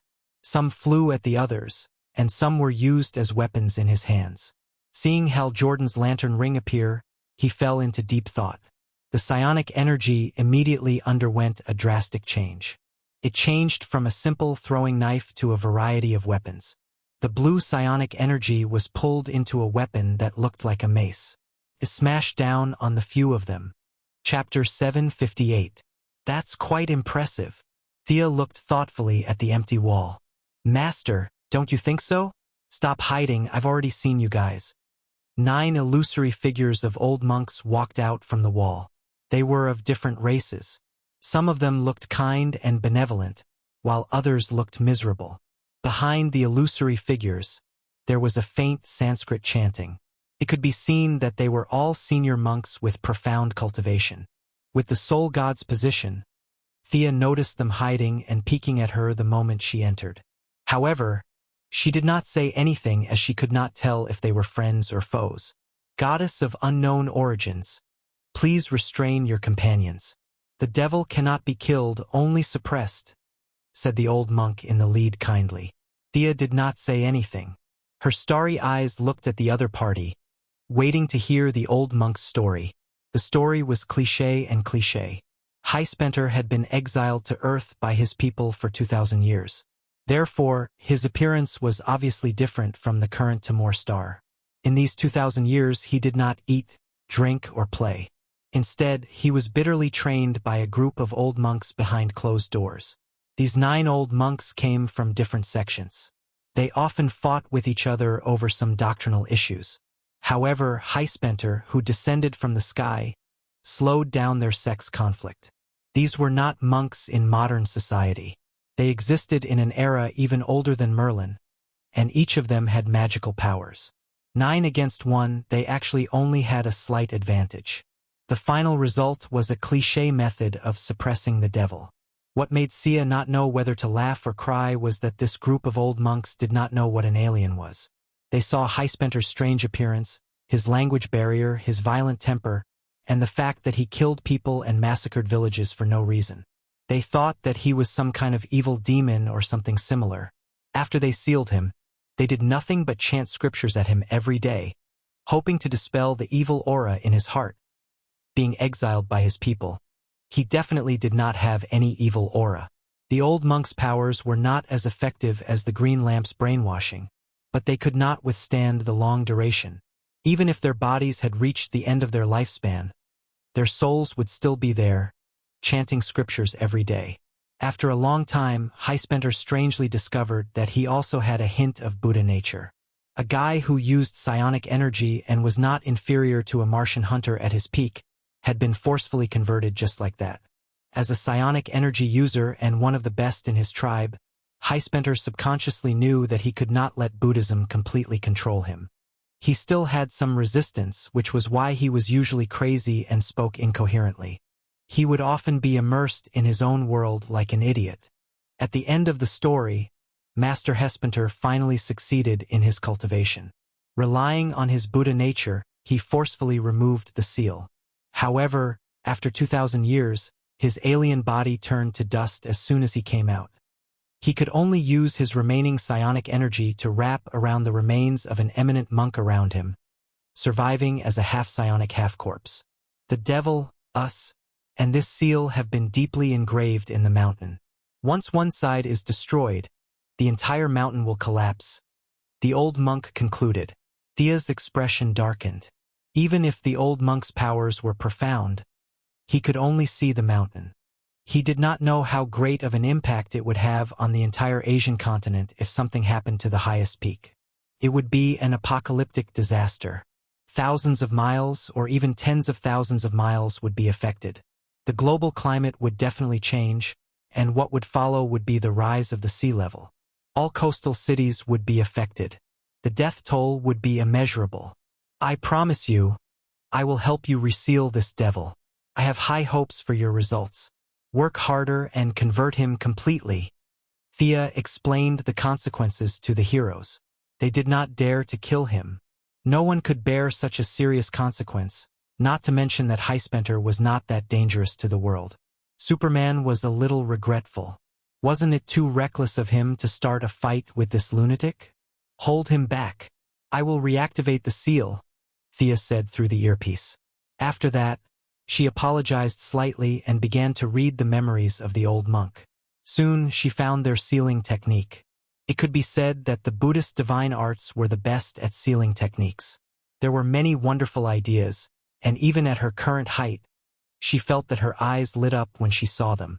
To be honest, the old monks were very unhappy with her forceful reading. However, they could not resist when they had a body, not to mention now that they were only left with their souls and had fallen in front of the God of Souls. Fortunately, Thea was not some evil god. Although she did cross the line, she still had a bottom line. While they were smiling bitterly, Thea finished reading all their knowledge. She was at a different level. No matter how ingenious the skills of mortals were, they were still mortals. She could understand 70% to 80% of it at first glance. She could understand everything with a second glance. Under the nervous gazes of the old monks, she stretched out her hand and sent out 9 light balls. I won't take your knowledge for nothing. Your souls have been strengthened by me. I also added some of my understanding and enlightenment of sealing techniques. The understanding of gods was far beyond the limits of the old monk's vision. They were a little excited. They did not know what the green lamp was, but they were itching to learn all kinds of incredible enlightenment techniques. It was a pity that they did not have a body. Otherwise, they would go down the mountain and convert another 100 or 80 people. The 9 old monks sighed together. It was impossible to go down the mountain. This was the only target left. Highspenter, who was struggling to deal with the main connection, felt an inexplicable sense of guilt. He did not know that it was his subconscious reminding him of his tragic future. All of you return to your positions. I will seal him. The 8 old monks hurriedly went to their positions. Only one was left silently looking at the skeleton wrapped in Highspenter's psionic energy. Thea patted the ground gently. Her divine power was not in the same system as that of Buddhism, but she could control it by force. An invisible gray breath entered the ground and spread through the walls. In a loud rumbling sound, 9 giant stone tablets broke out of the ground. Only the middle one was stepped down by Highspenter. Thea sneered and did not care. The stone tablets glowed with a layer of mysterious light against the fire in the room. Over the years, the surface of the tablets was seriously weathered. Every stone tablet was engraved with dense Sanskrit characters, and a sense of history hit her in the face. Originally, the sealing process needed hundreds of monks to chant sutras together. Now she did not have this condition. Where could she find hundreds of monks with supernatural power in modern society? She let the 9 monks chant the beginning as the guide for the whole ceremony. The rest of the process was ignored. After that, she would use her method. You monks only needed to watch from the side and shout Lulu Lulu. Thea was on one side arranging the modified version of the Buddhist sealing formation. On the other side, Highspenter had a premonition that a disaster was coming. He wanted to rush out of the encirclement in a hurry. After that, he did not know whether to attack Thea or run first. His thoughts were in a mess and he could not make up his mind. Chapter 759. The idea was good, but it was hard to do in practice. Diana's defense was unparalleled. She only defended and did not attack, firmly guarding the passage. He tried 3 times but failed. Instead, his head was bruised by the shield. Hal, trap him. The rest of you, retreat. Thea shouted. Hal focused her emotions. The green lamp trapped Highspenter like an iron cage. The 9th stone tablet that had been stepped on also rose in response. Thea forced the 8 stone tablets to move. They emitted rays of golden light. Scriptures appeared on the mountain walls. These were carved by the believers with their blood and sweat. At first, they were as thin as silk. Then they became trickles. Finally, the golden light gathered on the middle tablet. It instantly erupted with an irresistible suction force, about to suck Highspenter in. Superman finally had a use this time. You don't want to go in? I'll push you in. The 8 old monks began to chant sutras in unison, and Highspenter's resistance was visibly weakened. The old monk who had been standing beside Thea saw that Highspenter was about to enter the tablet. He leaped forward. The monk, the skeleton, and the alien were finally mixed together. They were sucked in by the stone tablet's golden light. Retracting the divine power, the 9 stone tablets slowly descended to the ground again, just like how they came out. They became part of the underground palace. Cool. The Flash touched the floor tiles for a long time. He could not figure out what the mechanism here was. The battle was not intense, but they knew that this was just an appetizer. The battle on Jupiter was the key. Let's search around. See if the 2 guiding robots from before are a threat. See if there are any other hidden dangers here. Batman gave the order casually. He then lit a torch and walked to the side of the passage. The remaining 6 looked at each other in silence. Hey, when did we choose him as our leader? Why didn't I know? Hal said a little angrily. Thea and the others had different expressions. Some shrugged, some smiled bitterly. However, it was a good idea to search separately. They quickly went their separate ways. The young lady did not think that there were any hidden dangers here. She pulled Diana to look at the words on the stone wall. Sanskrit? Diana's knowledge allowed her to enter the Louvre. She could recognize most of the words in the world. Even if there were a few she didn't know, she could fully decipher them with her divine power. That's right. Buddhism is very positive. It advises people to do good. It has some similarities with your guardian. All living beings have the wisdom and virtue of the Buddha. I don't know where the Buddha is now, but he has gone further than us and his realm is higher. Look at these words left behind. They should be helpful to you. In order to help Diana, Thea really went through a lot of trouble. Although the Valkyrie was persistent, she was actually a little inflexible. Her worldview was also influenced by her mother, Hippolyte's Greek version of, with great power comes great responsibility. She had to understand something positive and positive. In fact, the Christian God's love for the world was more suitable for Diana's values. But Thea always felt that it was strange. Love me is enough. What kind of people were they? Stand up and let me see? She would never allow her daughter-in-law to walk on the path of loving the world. Reading the old monk's memory gave her a lot of inspiration. Wisdom, reality, these were all very good choices. At a higher level, one's appearance was born from one's heart, and the world was in one's heart. One could create paradise with a single thought, and there was a faint taste of rules. It could be said that it was very suitable for the current Diana as a reference. In order to maintain the faith, modern Buddhism added a lot of ideas of giving love to others and contributing to society. However, in ancient times, there were no such things in the theory in this underground palace. It was just some very pure cultivation experience. Not knowing what her lover was thinking, Diana read very carefully. Many of the Buddhist theories seemed very simple, but the more she thought about it, the more she found that it contained great wisdom. The 2 women discussed from time to time. Thea's real realm was much higher, and with the memories of many old monks as references, Thea's views on many theories were superior. Diana kept nodding as she listened. feeling that she had benefited a lot. Looking at her lover's eyes getting brighter and brighter, Thea knew that she had learned a lot. It was a pity that even though she spoke clearly and logically, she didn't even understand the surface of it. The Buddhist theory was too different from her original intention, so she could only slowly walk with Diana. Soon, two muffled sounds came from the passage. Superman and the Flash had each taken care of a robot. Diana looked at the wall regretfully. She was going to take a closer look next time. The seven of them left the underground palace. Thea first took everyone back to the Hall of Justice to discuss the next step of the plan. Back in the warm house, the Sea King finally breathed a sigh of relief when he saw the sunlight shining in through the floor-to-ceiling windows. He would never go to such a cold place again. However, in less than 2 minutes, he frowned again. Superman and Batman had a new dispute.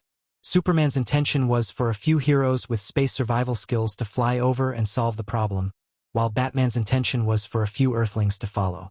His reason for insisting was that Jupiter was too big, and they did not know where the temple was. The more people there were, the faster the search.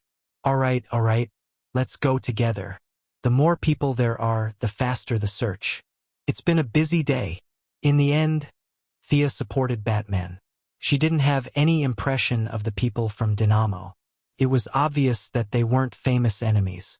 A few more Earthlings wouldn't be a problem. The administrative committee has a few alien spaceships. However, it's troublesome to register with the council. Let's use the Dynamo spaceship on the moon. Is there a problem with the control? The woman called Voodoo was captured by the administrative committee. She has Dynamo blood and can be controlled. I'll take care of these problems. Bring your equipment and wait for me on the moon.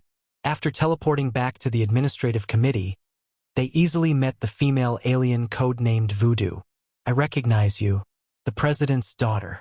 Hey, superhero. Wearing equipment that suppressed superpowers, her body was hanging in the air with her arms and legs spread out.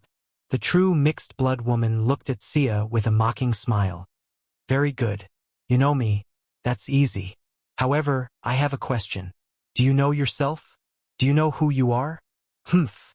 The patriotic and human stuff again? I know the consequences. What's wrong with working for an alien? Don't try to kidnap me with morals. How would a rich girl like you know the suffering of the bottom rung? Thea quickly raised a hand to interrupt her. You misunderstood. I'm not that bored. I don't know how much you know about genetic engineering, but I can tell you with certainty that you're a clone. She had done many cloning experiments. Initially, it was all for Shazan. Now, she had no use for it. However, knowledge couldn't be forgotten. Thea could tell that Miss Voodoo was a clone just by looking at her report. Chapter 760. You weren't born naturally, and your name isn't Priscilla. Your previous memories, your childhood, everything is fake. They were all forcefully instilled in you by the Dino people. Hello? Are you listening to me? Miss Voodoo's gaze was completely blank. If she wasn't Priscilla, then who was she? Where was she? What was she doing? A bunch of philosophical questions surrounded her. Thea could only find a chair to sit down and wait. After a full 10 minutes, she recalled all the things that didn't seem right. Finally, she had an answer. Miss Voodoo's gaze slowly recovered. Does this Priscilla exist or not? She was a pitiful person. She was kidnapped by the Dino Star when she was 4 years old. The local police recorded her as a missing person. She only reappeared 5 years ago. She looked similar to you after you transformed. She had a lizard head and sharp claws. The only difference between the two of you was that she had wings and you didn't. It was determined that she had escaped on her own. She was captured by the FBI not long after she returned to Earth. Hearing that she was a clone of someone, Miss Voodoo was completely speechless. The meaning of her existence had disappeared. Her previous life was completely fake. This made her feel an invisible fear. After a long silence, she spoke again. Why are you telling me all this? What use do I have to you? Thea clapped lightly.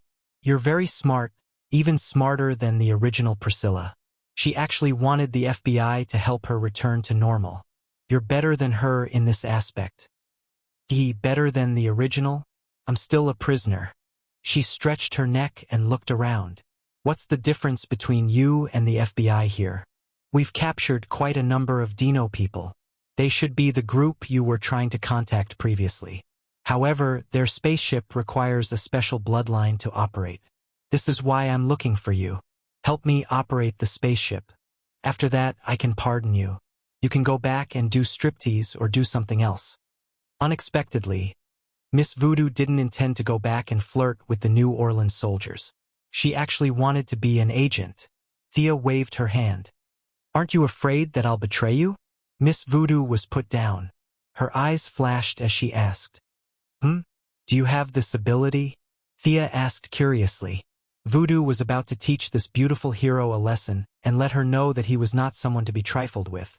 But he found that his body was completely stiff and he could not move at all.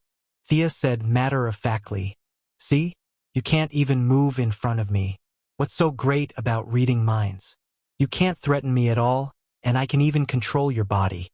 As she spoke, she directly controlled Miss Voodoo to do a few movements, and in the end, she even did a front flip.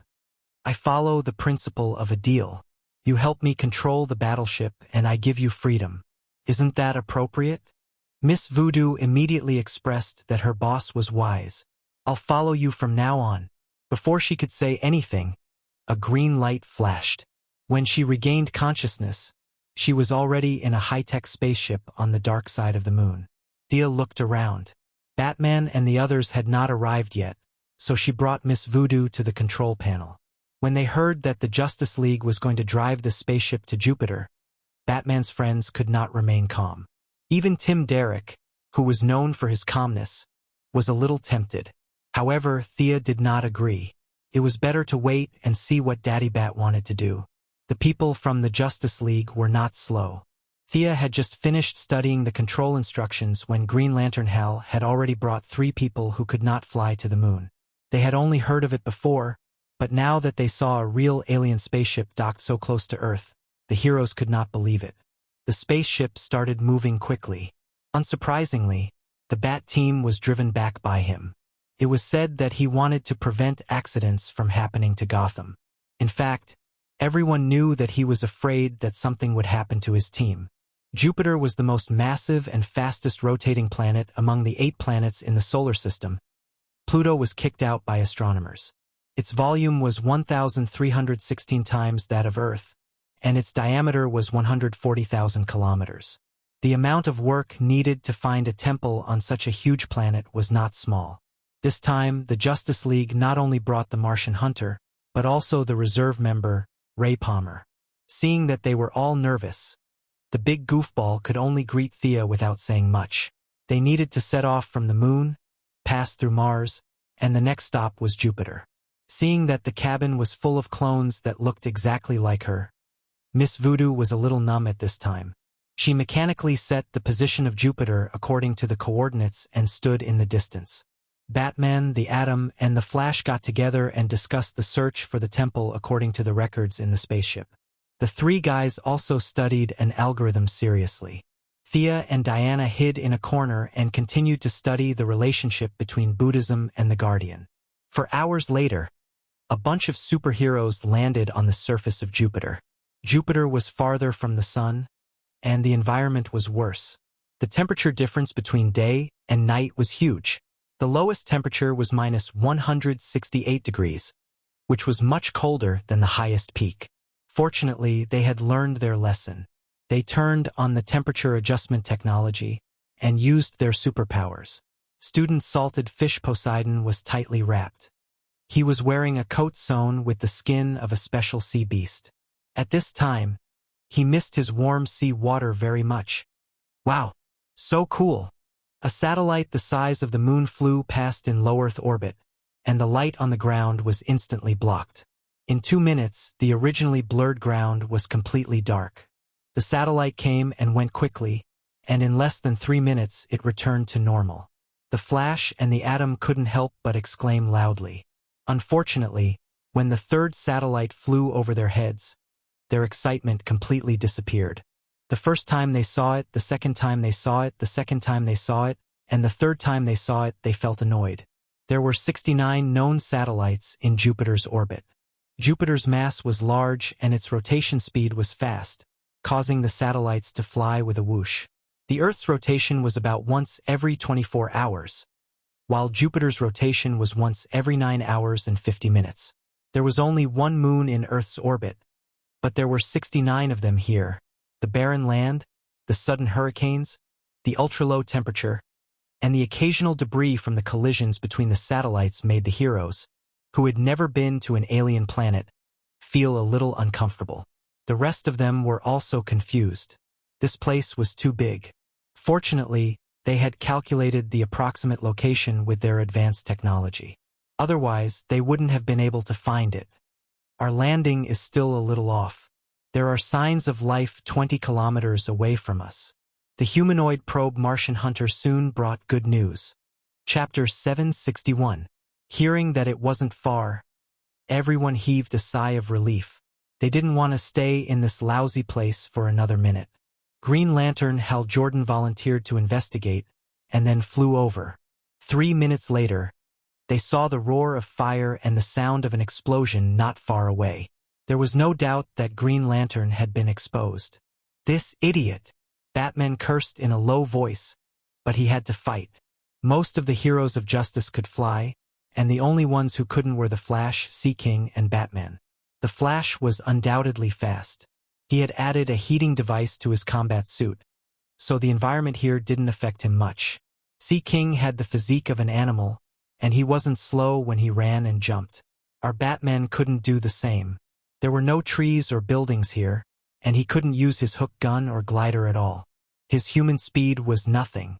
In the sky, Sia saw that he was chasing after them with all his might, and the gap between them was getting wider and wider. Her shoulders trembled as she covered her mouth and snickered. Diana elbowed her, and she hurriedly cast advanced haste on Batman, so that he wouldn't fall behind. Before they finished running 20 kilometers, they saw Hal flying in front with a bunch of enemies chasing behind him. How King melodramatic. That was what everyone thought at the same time.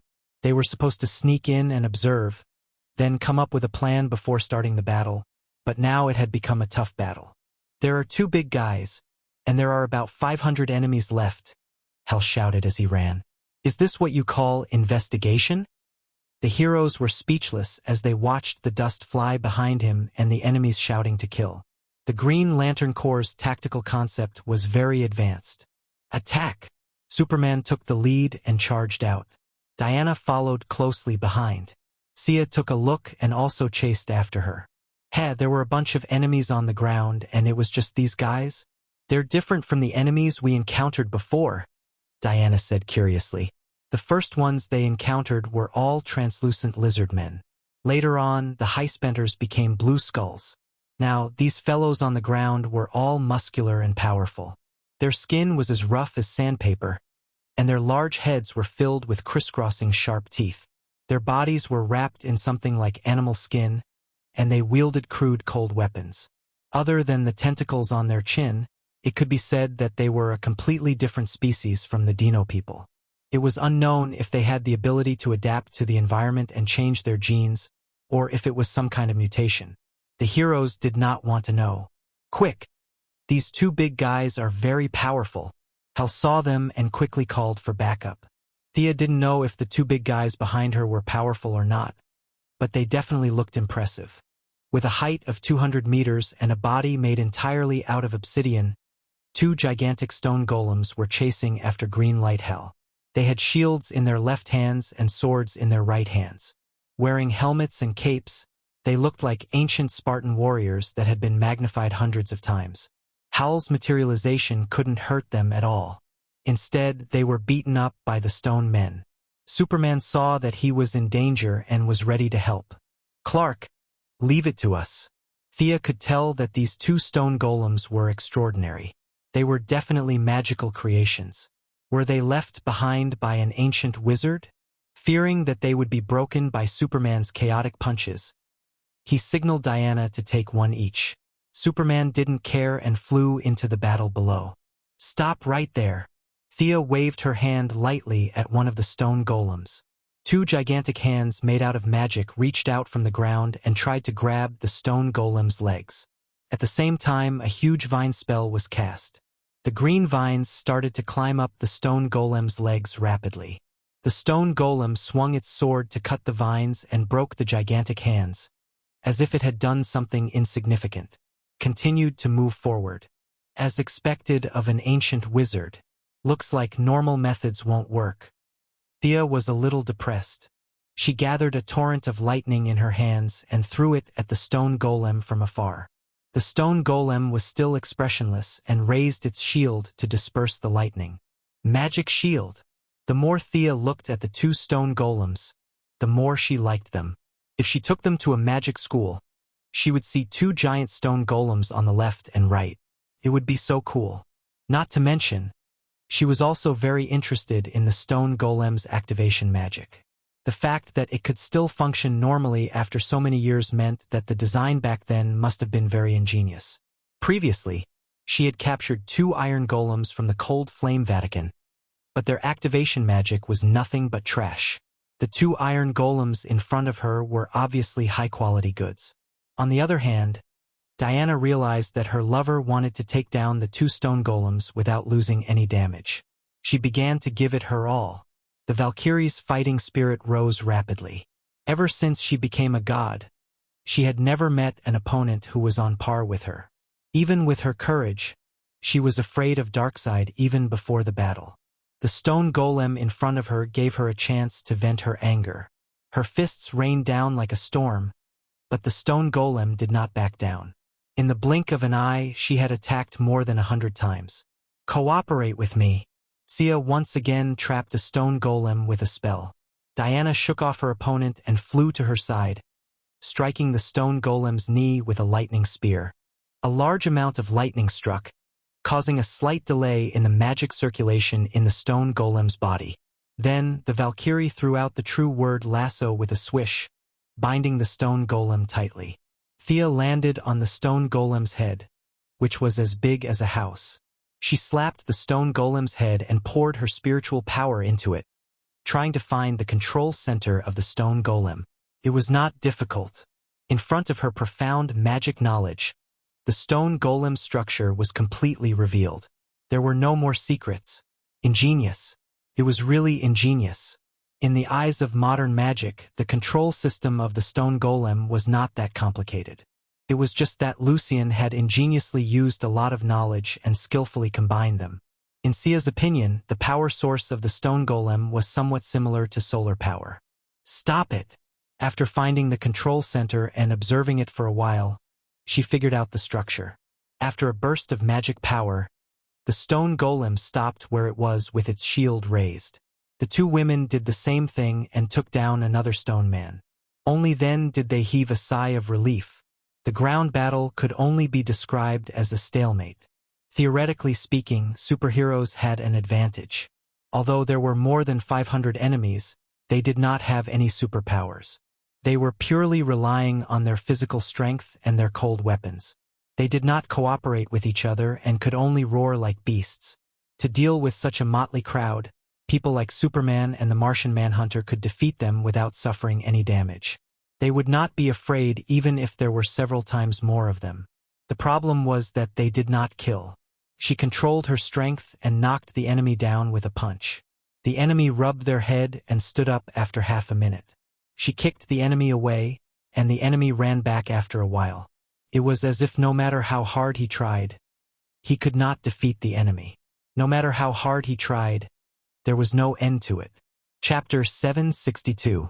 Thea had the urge to cover her face. This was the essential difference between her and this group of heroes. She wanted to ask if the bad guys on Earth could not be killed. Then were the aliens human? Could the aliens not be killed? Looking at Batman being besieged by a group of people, his answer was probably still not to kill them. Respectable determination, laughable reserve. Thea could only go down with Diana to help. She put away her holy sword and took out her soft whip. She did not use any skills like silver fire. The tip of the whip was like a snake as it constantly coiled around the enemy's neck. On the other side, Diana also put away the power of lightning on her spear and used it like a stick. She fought with the enemies one by one. The sky was bright and dark, and a hurricane swept across the ground from time to time. It was a terrible battle. In the end, the heroes relied on their powerful abilities to wear down more than 500 aliens. It was not that they did not want to continue fighting, but that they had no strength. "Speak. Who are you people?" Diana used her lasso of truth to trap the strongest alien and asked. The alien spat out blood and said a word with difficulty. It seemed to be his name. Diana asked a few more questions. The alien's language was almost degraded. He could only express some words like roaring and anger. "They've completely degraded," Ray Palmer said somewhat seriously. Thea agreed. These enemies were completely unlike their kind. They were savage and bloodthirsty. It was a joke to tell them about the genetic modification of spaceships. However, many of their weapons were made of aerospace materials. They only bent special steel to make spears and sharp swords. It was ironic. Diana asked quickly. Her face was a little pale. "There is no food on Jupiter. For 50 years they have survived by eating their own kind, so—" The serious question was whether it was necessary to keep such a hostile race alive. Diana meant to kill them on the spot. Thea naturally agreed. They were no longer intelligent beings if they ate their own kind. "What if we send them all to a distant planet?" Batman said. "Even if we can send them there, have you considered whether the bacteria in their bodies will cause a disaster on the new planet and damage the local ecological balance?" Thea immediately retorted. Batman lowered his head and didn't say anything. He seemed to have come to a decision and walked forward with his head lowered. Thea looked at Superman, and Superman hurriedly avoided her gaze. She looked at everyone in turn, and no one dared to look at her. What was the meaning of this? Are you afraid of dirtying your hands? Are you waiting for me to cut you? With a single soul extraction, 500 people would die instantly. It was convenient, fast, safe, and painless. The only downside was that it would make her look evil. The young miss was still very concerned about her external image. "Sigh." She shook her head and sighed. "None of you want to kill them, and I can't kill so many of them. Let them go. What if they continue to devour their own kind?" The Flash wanted to be tactful, but it didn't work. No one could answer this question. The heroes were bound by all kinds of morals. These enemies could not be killed or let go. Diana whispered a few words to Thea. "Are you sure you can do this?" Thea asked. Diana nodded. As she spoke, she unfolded the lasso of truth and tied up more than 500 people in an instant. Thea drew a complicated magic circle in the void. A huge amount of magic power was mobilized. Her hands emitted a bright light. With a crisp snap, she threw the magic circle on the captives' heads. The two goddesses activated their divine power at the same time. The temptation of Thea's wealth broke the captives' mental defenses. Referring to the brainwashing model of the green lamp, and mixing in many theories that they saw from the old monk on the highest peak, they created a group version of the brainwashing magic circle. At the same time, Diana's lasso of truth allowed them to see their original hearts that had been lost for a long time. It was difficult to maintain one's original heart. Normal people might not be able to see their original heart in their whole life, let alone this group of sinners who were deeply trapped in the mire. At this time, their persistence in their divine position played a role. The ferocious gazes gradually receded. Various memories of the past surfaced in their minds. Many people finally remembered their identities. The organs that had long mutated let out a low sob. Their turbid eyes regained some of the vigor of intelligent creatures. Thea shook her head slightly. These people woke up too late and sank too deep. Of course, she was not a compassionate person. She just felt that there were too few people and the brainwashing effect was not strong enough. Such a subtle change did not give Diana much experience before it ended in a hurry. If they found tens or hundreds of millions of sinners to create a super-large magic circle, Diana might be able to obtain a new divine position. The people of the Alliance did not know what the young miss was thinking. They all applauded their methods.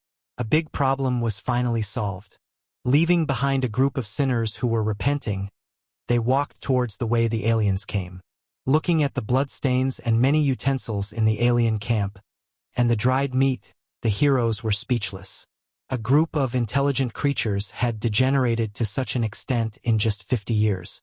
To a certain extent, civilization was really fragile. Is this the place? They stopped at the entrance of a cave that was 2 people wide and 3 meters tall.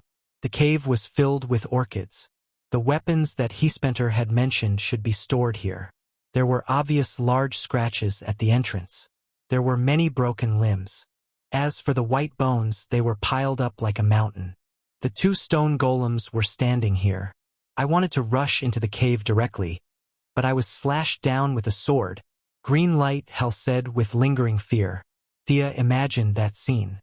It was really exciting. Hal poked his head in to take a look. He thought that the stone golems were just decorations. He did not expect them to be powered by solar energy and had their own warning system. If not for his quick reaction, he would have been chopped up. The stone golems were controlled, and the people of Dynamo outside were all brainwashed. This place was already open to the Justice League. The group entered in a single file. The cave was not big, but the interior was cut neatly. This must have been opened up by the first batch of Dynamo people who came to Jupiter. Green light, Hal saw many lizard statues placed around. He raised his lamp ring nervously. Those are all stone statues. There's no danger here. Thea was speechless. This guy was a disgrace to the 7 Lantern Corps. He had pulled down the average of the Lantern Corps. Is this the world-destroying weapon that Guy was talking about? The few of them walked to the end and saw a lizard statue in the center. It was holding a blue energy bar with both hands. The energy bar was flashing with a dazzling light. It was floating there quietly, as if it was waiting for some mission. Thea nodded. This energy bar contained a large amount of energy. If placed on those technologically advanced planets, it could be used as the main energy source for some super-interstellar cannon. It was indeed an unparalleled super weapon. The few of them looked around. At least nothing unexpected happened. This trip to Jupiter had come to a perfect end. Chapter 763. There were no traps or traps. The energy bar was in their hands. The old problem popped up again. How should they deal with it?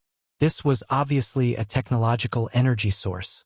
The 2 technological heroes, Batman and Atom Man, fell silent. They really wanted it, but were afraid that they would not be able to keep it safe. If news of it leaked out and some villain stole it, it would be an earth-shattering event. Especially Batman, he immediately thought of the clown. If the clown knew that he had a weapon that could blow Earth to smithereens, it would be a disaster. Forget it, I'll bring it back. Thea reached out and took the energy bar that was floating in the air. The few of them did not object. After all, the battle was over and the hidden danger had been eliminated. There were many things that needed to be dealt with. The disposal of the alien spaceship, the clones that looked exactly the same, the 500 captives who were ready to turn over a new leaf, and the energy bar that could blow Earth to smithereens. Each and every one of these matters was extremely troublesome. Only Thea, who had close ties with various government departments, could handle them. They returned to Earth in the spaceship. The spoils of war were all sent to the administrative committee. The heroes sang their songs and went home, leaving Thea to deal with all the follow-up matters. Diana wanted to run away at first, but under the stern gaze of Thea, she shrunk her neck and stayed to help. Thea felt that the Dynamorians were fated to be Buddhists. According to ancient sayings, they were rather intelligent. Even Hispenter had some magical powers. If one ignored his honor, he would have been an eminent monk 1,000 years ago. She went to the highest peak for a stroll. The entire cave was completely sealed by her 2 seals. The 500 captives who had turned over a new leaf were easily dealt with. 200 of them were sent to various construction sites to make full use of their remaining power. The remaining 300 were allocated to Damien Dark. This former Green Arrow Season 4 boss was now a captive of the main female team. He was very talented. Thea took a large piece of land in Nevada. The 300 musclemen were all given to him to plant corn. The 20 or so authentic Dimo natives on the spaceship had also been brainwashed by the 2 goddesses. Much of their knowledge was useful to humans, and they were categorized into different categories and taken away by a few science and technology departments. As for the clones that looked exactly like Miss Voodoo, that was a headache. It was unrealistic to humanely destroy them, and it was also impossible to arrange them into human society or government organizations. There were more than 100 women who looked exactly the same. Even a blind person would know that they were clones. Currently, the issue of cloning humans was still being debated on a moral level, and it was not suitable to be pushed out. Thea waved her pen and decided to raise them first. Those who survived would all undergo special agent training. As for the object of loyalty, it was naturally the Quinn family. The spaceship was handed over to the Scientific Research Center, represented by the Firestorm duo. Thea was determined to obtain the miraculous stealth technology. She had also brought the 2 stone golems to the magic school, so that the new students could admire their seniors when they had nothing better to do. "What are you going to do with this?" Diana pointed at the energy bar on the table. Thea held her chin and pondered. She couldn't do it on Earth because it was too dangerous. What about outer space? Outer space was actually not safe, and she didn't want to give it to the Heavenly Father. What should she do? She suddenly thought of a good place, Old Shazan's Stone of Eternity.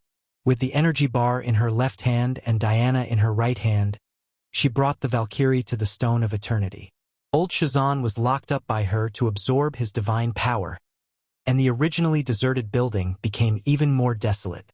The Stone of Eternity was still the same as when she left last time, and there were traces of various magic battles on the ground. What do you think? This place is not bad, right? Diana carefully experienced the characteristics of the Stone of Eternity. Even with her calmness, she was dumbfounded. There is a problem with the space and time here, and there is also a strange feeling that I can't describe. Yes, this is the center of the multiverse. I once wanted to move it to our universe, but no matter how hard I tried, I couldn't move it at all. That was when I discovered the hidden characteristics of this place. The center had nothing to do with the present. She found a box to hide the energy bar, looked around briefly, and then returned to Earth. A crisis caused by the entertainment activities of the Female Righteous Alliance was stopped prematurely. The ordinary people were still living their ordinary lives, and were not affected at all. Writing reports, making records, numbering a few pieces of evidence, and sealing them up. After going through the entire process, the secrets of the D-demons were locked up in the secret files of the administrative committee. Once the door was locked, it was as if it had never existed. Thea was not interested in Priscilla's original body, but Miss Voodoo deserved her attention. It was a remarkable talent that the guy could integrate striptease moves into battle. It was very suitable for a bard. After basic training as a special agent, she was sent to the current magic school under Master Constantine to learn more advanced theories. In the blink of an eye, it was May. At the end of March, the International Justice League was officially established. The Golden Vanguard was the leader, and the 3 female generals, Female Fox, Fire and Ice, joined at the same time. Following closely behind was the Russian superhero, Red Rocket, and the Iron Mask general from an indescribable country. What was worth noting was that the International Justice League also had a Green Lantern Gardner. He was also from Earth and was the second choice for Arbin Suzerain, other than Hal Jordan. Due to the Battle of Darkseid, 4 Green Lanterns who participated in the battle died. 3 of the rings flew away, and 1 was left on Earth. Green Lantern Gardner was destined to receive a Green Lantern ring and become the new Green Lantern. The 2 goddesses, Thea and Diana, did not know whether to laugh or cry. Batman also shamelessly joined the International Justice League. Master Bruce used the attitude of, "I'm leading you, you can't reject me," to infiltrate the International Justice League. The International Justice League looked glamorous on the surface, but in reality, there were many internal problems that made one's hair stand on end. There were all kinds of bureaucratic commands, and behind the 7 members were more than 20 leaders. Moreover, their reputation was far from the International Justice League's. Despite the media's promotion, they still could not convince the ordinary people. Female Fox, Fire and Ice had complained to Thea before. If they had known that the internal structure was so complicated, they would not have gotten involved in this mess. The pressure from the people behind the scenes, coupled with the lack of motivation of the members, made the Golden Vanguard very passive. Compared to the dismal debut of the International Justice League, There was another incident that was worth recording in the history books. At the beginning of April, the huge Ibn Trade Association entered the solar system. The government and the military immediately released a statement, saying that this was a peaceful trade group. The people were not stupid. They immediately asked, "How did you know?" At first, they said that it was a secret. Your ranks are not high enough. After that, you spread a bunch of fake and true news, from Apollo's landing on the moon to the recent construction of the Mars base. In short, you gave the public the impression that the higher-ups were playing a big game of chess and that everything was under their control. Chapter 764. The heroes of the Righteous Alliance ran back and forth to the edge of the solar system and confirmed that Ibn Trade was a commercial alliance. It was safe and harmless. The other party came with peace. The people began to boil. Earth was finally entering the era of the universe. 15 huge battleships carrying a large number of goods and a commercial celestial body transformed from an asteroid slowly entered the solar system. Every day, the people discussed how far the other party was from Earth. Yesterday, they were on Saturn. Today, they should be on Jupiter. What did the aliens look like? Were they as stupid as in the movies? Or did they look like us? Did they wear clothes? What did they eat? All kinds of questions popped up. The government's subsequent actions could be regarded as competent. They responded appropriately and commanded calmly. Moira's support rate skyrocketed. Most people did not know that this was all an act. In the eyes of outsiders, the government's response was so perfect that it could be written in textbooks. Many media reporters rushed to Mars and witnessed Moira shaking hands with the leader of the commercial alliance on behalf of Earth. It was worth mentioning that this alien leader looked very much like a gorilla on Earth. Of course, everyone knew that it was impossible. The other party was very kind and knew how to say a lot of witty things. Gorillas on Earth did not have such IQ. Moira knew that this gorilla was her daughter's subordinate. She was not afraid. In front of the camera, she showed the demeanor of a big human country. She was dignified and polite. Jared also knew that this woman was his boss's mother. He was here to act. He put himself in a very low position. His gentle and humble performance won the favor of many media.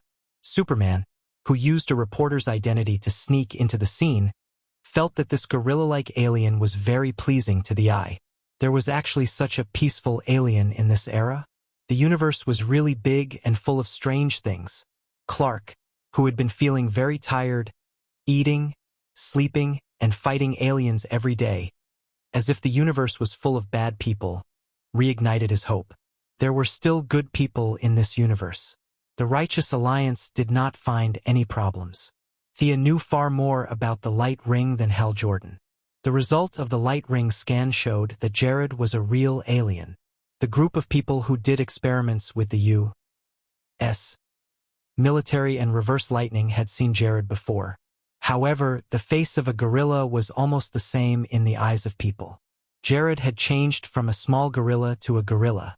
Even if he kept his original size, the Americans would not be able to recognize him.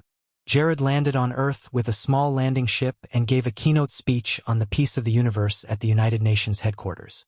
This was in line with the spirit of the current theme. The representatives of the two sides quickly negotiated a bunch of trade agreements. The Ibn Trade Association established 3 trading points on Earth, one in Asia, one in America, and one in Europe.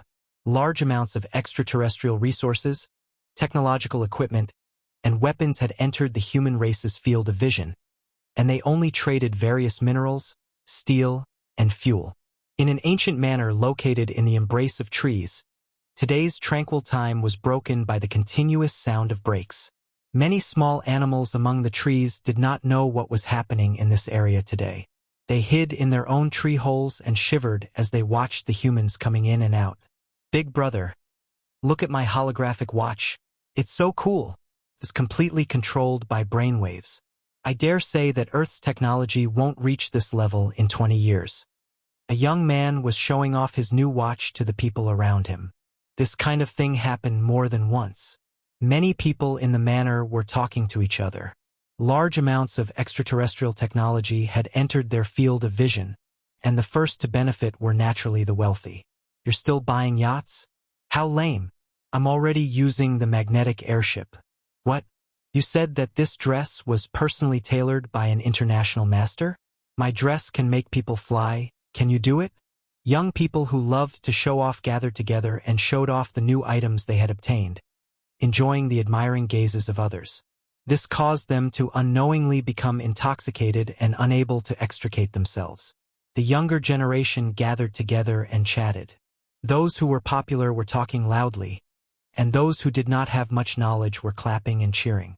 In contrast, the older generation closed their doors and discussed the future. We received news from Trade that they are preparing to sell 10 space battleships from a level 5 civilization. What do you think?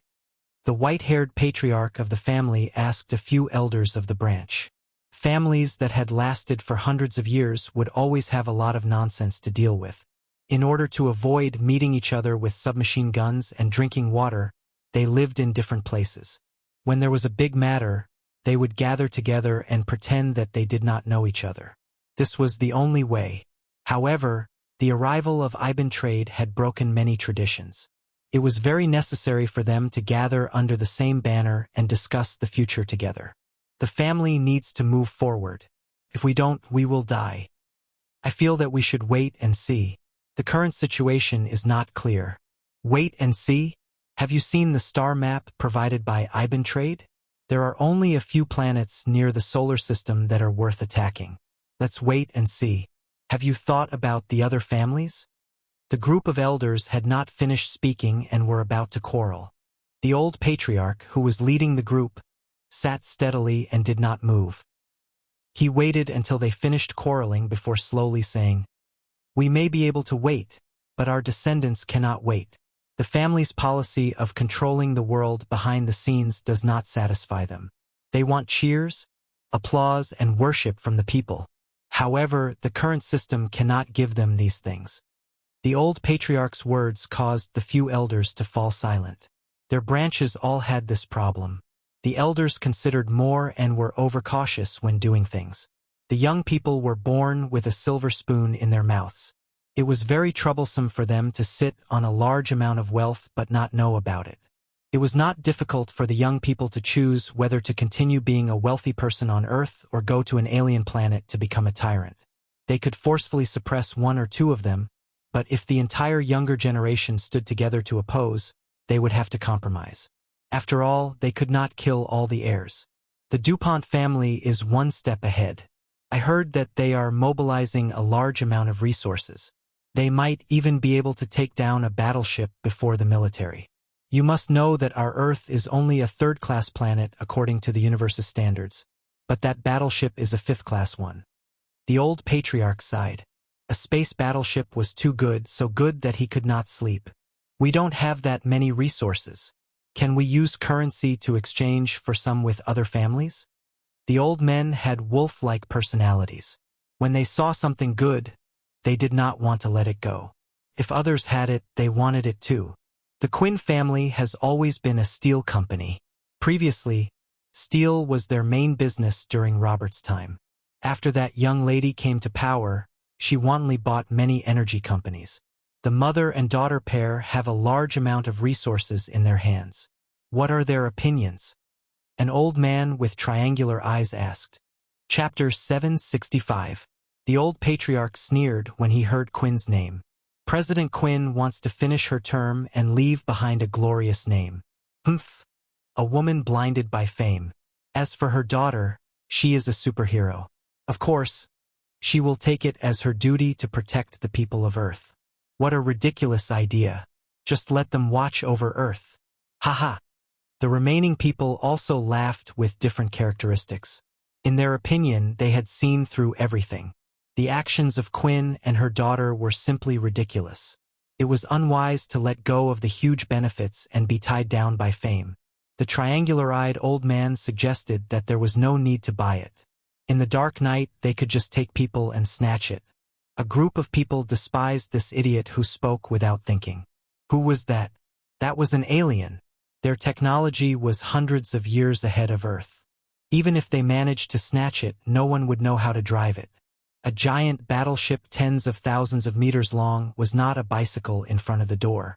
With a huge amount of materials in exchange, the other party promised to teach, provide all the learning materials, and provide food and accommodation until they learned it. If they wanted to snatch one, who would teach them? The families quickly reached an agreement. They wanted what other families had. There was nothing to say. Buy it. Thea certainly knew what they were thinking. All of this was the result of her secretly pushing. She knew the young people's thoughts too well. Using their psychology, a strong barrier would always be broken from the inside. When the arrow was on the bow, they would have no choice but to retreat. They spent a huge amount of money to buy the space battleship. They couldn't open a theme park at home or take young models to have sex in it, right? Weren't they greedy? I'll give you a big pie. Let them take the space battleship with their family's materials and children to explore the outer space. This was her plan. Did they really think that all the aliens in the universe were as polite as Jared? We were lying to you, all right? When Jared was angry, even he was afraid of himself. If these wolves won, they could share the pressure of Earth. If they lost, then so be it. It had nothing to do with Thea. Things were not unexpected. Several families took out their 100 years of savings to exchange for space battleships. Thea also helped by controlling a lot of media to speak wantonly, comparing the interstellar era to the great voyage of the past. She encouraged the ordinary people to resist the rich people's illegal actions of taking the lead. The more ordinary people said so, the more the hidden families were motivated. The more they said it was impossible, the more they did it. In the end, they boasted of being the Magellan da Gama. Under Thea's secret command, the major families bought 6 out of the 10 warships, while the major countries in the world only bought 4. With such a huge amount of wealth exposed, their seclusion policy could no longer continue, and they could only return to the spotlight. Every day, they had to deal with all kinds of verbal and written criticism. Finally, a month later, the DuPont family led a huge escort team and advanced weapons to attack a planet not far from the solar system. The civilization there had just entered an agricultural society. Faced with the advanced weapons of the Earthlings, they had no power to fight back and were beaten to a pulp. The news of the first victory was secretly sent back to Earth, and the big families were very encouraged. Under the instigation of many young heirs, several great clans set off for the starry skies one after another. Humph! Those old bastards are finally gone. Thea sat in her office chair with her legs crossed. Driven by greed, the big families abandoned Earth like it was a pair of worn-out shoes, leaving only a small number of people to watch over their homes. They majestically charged into space, and one of the families even shouted that their target was the sea of stars before they left. In order to strengthen their confidence, Thea first revealed a few planets that were both strong and weak, but they were all within an acceptable range. The strong ones were in the era of gunpowder weapons, and the weak ones were in the era of cold weapons. With the elites of the big families and all kinds of mecha and extraterrestrial weapons, it was no problem for them to flatten those planets. As for what happened after that, Thea could only maintain a limited amount of attention. To her, Earth was the most important. There was no reason, no logic, this was the center of the universe. For the same trade, if the divine power provided to her on another planet was 1, it would be 10 on Earth. Those families thought that Earth's environment was terrible and polluted, but they would never have thought that this place was important to Thea, Diana, and even Darkseid to the multiverse. This was caused by the difference in altitude. She did not use violent means to get them to leave voluntarily. Even the stranger ghost, who spoke for God, could not say anything. What she did was in accordance with the rules, be it official or unspoken. Of course, they did not get a total of 6 fifth-level spaceships for free. They had to shed tears and sell everything they had to buy them. Real estate, stocks, energy sources, and all kinds of resources that the big families had monopolized for hundreds of years were all in Thea's hands. She only paid a few spaceships, and these spaceships did not belong to her in the first place. They were snatched by the Yellow Lantern Corps and Death Knell. "Tell me, how much did we get this time?" she asked the secretary. The secretary's tone was very excited as she reported to her with a thick stack of documents. Quinn Group's shares were recovered by 17%. Wayne Group's shares increased by 19%. Rhodes Technology 26%. In addition to the above-mentioned companies, you have added 19 pharmaceutical factories, 14 aircraft manufacturing companies, 9 shipping companies, and 13 media companies under your name. Krupp Company, Springfield Munitions Factory, Beretta Company. You hold a lot of shares in all of them. You have more than half of the shares in 12 of them.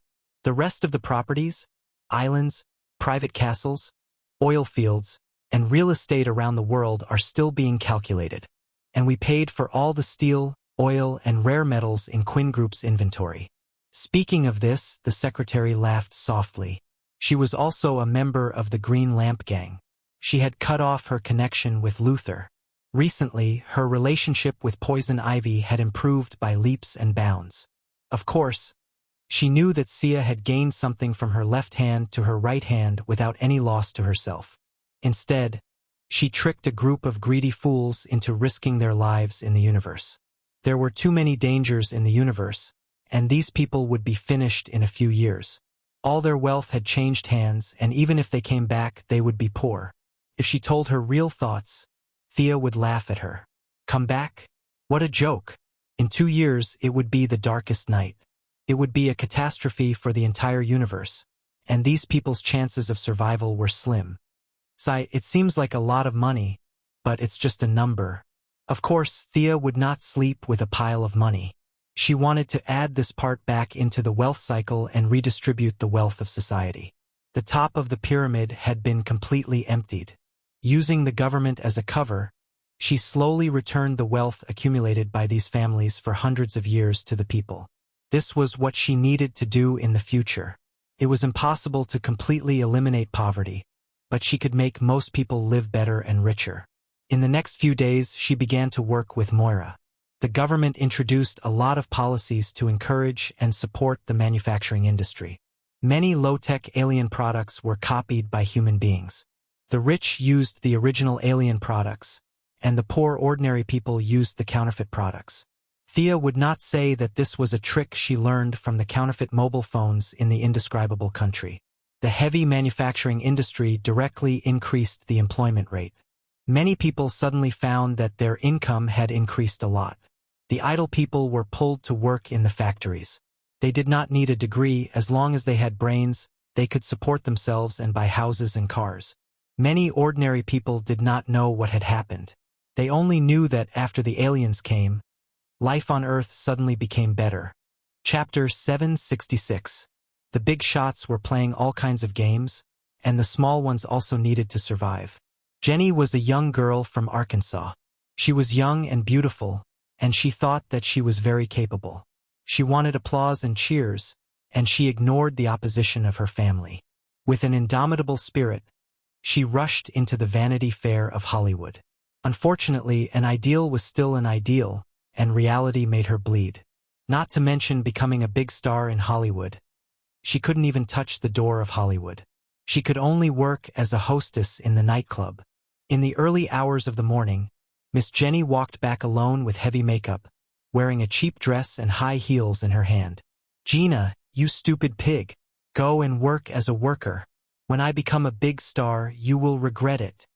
Miss Jenny drank a lot tonight, but she still kept a little sober. She scolded her roommate as she walked. As a member of the bottom rung of the Hollywood pyramid, there were countless people like Miss Jenny. Her current roommate was originally in the same situation as her. Although they didn't have a deep friendship, the two of them still had some common topics to talk about. But everything changed last month. Gina gave up her dream of Hollywood, washed off her heavy makeup, took off her earrings, and went to work in a small factory. She was as tired as a donkey every day, but her income was 10 times more than Miss Jenny's. This made her both envious and jealous. When the other party invited her to work together, she flatly refused. "Are you kidding? I came to Hollywood to be a big star. Do you think I have nothing better to do than to work in a factory? I might as well go back to Arkansas to farm." As an ordinary person, she didn't know why the manufacturing industry suddenly burst out with such a huge amount of energy. Not to mention her, even those promising young people, who often came to the nightclub to have fun, couldn't figure out the relationship behind it. Whenever she saw customers fiddling with alien technology products, she could only look on enviously. She didn't know anything about the big shots. She only knew that she couldn't afford those technological products with her meager income. Miss Jenny, who did not have any academic qualifications and was only focused on getting rich and famous, was even less clear about the complicated logical relationships here. She only knew that due to the huge demand of the manufacturing industry, there was a rare round of labor shortage. Even the nightclub she worked at had a few of her sisters taken away. As the only remaining employee, her workload had increased tremendously. In the past, he could still throw flirtatious glances at people who were suspected to be Hollywood actors and leave a note. Now he was as busy as a spinning top and had no time for that. Why is this King country so busy all of a sudden? Ouch! Everyone was busy, so naturally fewer people came to play. Her daily income, which accounted for a large portion of her daily income, plummeted. She angrily kicked a rock, only to realize that she wasn't wearing shoes the moment her foot touched the rock. The result was self-evident. She could only sit on the ground and rest while hugging her legs. Everyone was exhausted. Most people chose to go home and sleep after a tiring day. Naturally, no one came out to rob them. Compared to a month ago when single women could not walk at night, the security on the streets was unprecedentedly good. Miss Jenny, who had great ambition but little talent, sat on the ground, hugging her feet. She wanted to curse, but she did not know who to curse. While she was in a trance, she noticed that a room was flashing with a faint light, and she could faintly hear someone calling her. He passed by this place every day. Had he ever seen this house before? After drinking a lot of wine, Miss Jenny felt dizzy. After thinking for a long time, she felt like she had seen him before, but she also felt like she had never seen him before. Shall we go in and take a look? Please don't go in. What if there are ghosts inside? All kinds of thoughts appeared in her mind. Miss Jenny subconsciously felt that something was wrong, but there seemed to be a voice tempting her to go in and take a look. Anyway, she had nothing. If she found a treasure, wouldn't she be rich? That's right. I don't have anything with me. There's no need to worry. Jenny did not know if this idea came from her or if it was forced on her by the outside world. She did not hesitate and pushed the door open and walked in. The interior was very well furnished. It was like a rich man's house. She had never seen a real rich man's house before, so she could only refer to the things she saw on TV and the internet. The floor was covered with a gorgeous carpet, and there were expensive oil paintings hanging around. Walking through the magnificent corridor, Miss Jenny looked around as she walked. Her curiosity was like a cat, tightly clenching her chest. She did not dare to breathe too hard, afraid that she would break something if she exhaled too hard. "Hello, is anyone here?" she said softly, her voice so soft that she could not hear it clearly. Just when she thought that no one would respond to her, a thin layer of fog rose from the stage not far away. The light smoke surrounded the body, and the fog dispersed like a light cloud. A languid woman appeared from within. "Customer, is there anything you need?" There was a faint layer of gray on the woman's skin, but it was easily ignored. Her voice was too seductive. Even though she was also a woman, Miss Jenny felt her heart beating faster. "Me?" she stuttered. She did not dare to say that she came in to see if there was anything cheap here. "My name is Siren. Is there anything you need? We can buy and sell anything here." This languid woman was naturally Thea's creation in the Sea of Souls. She was a demigod banshee siren, a mixture of soul god power, wealth god power, and art god power. In order to promote economic circulation, well, at least that was what Thea thought. Since she had nothing to do, she sent the Banshee Queen out to do some small business. "Don't be nervous. Sit down and eat something." The Banshee waved her hand and a huge dining table appeared. All kinds of exquisite food that Miss Jenny had never seen before were placed on the table, waiting for her to enjoy. "Can I eat?" After drinking with the Banshee Queen for half a night and being worried for half a day, Miss Jenny was really hungry. After receiving the siren's signal that she could eat as much as she wanted, she grabbed a drumstick and started eating. She had never been to a Michelin restaurant before, but she felt that her mouth was filled with joy. It was too delicious. She ate in a daze and drank a bowl of soup at the end. Her thoughts were simple. Since she did not have the money to pay, she would just owe the Banshee Queen. The siren did not care about her petty thoughts. The demigod Banshee maintained a smile. "Customer, is there anything else you need? Would you like to make a deal with us?" Thinking that she had taken advantage of the situation, Miss Jenny regained some of her rationality. She asked uncertainly, "What kind of deal?" She wondered if these people were selling organs. Should she run? Cars, houses, weapons, superpowers. Anything you can think of is within the scope of our deal. The siren saw her confusion and continued. "Of course, your deal includes everything you have. Money, resources, and even your life and soul." Chapter 767. At first, Miss Jenny was a little cautious, but in the end, she almost laughed out loud. What a joke. Soul? It was the 21st century now. Aliens had already entered the Earth. How could anyone still believe in souls? Was this charming woman a fool? Or was she not a fool? Was she also a Hollywood person?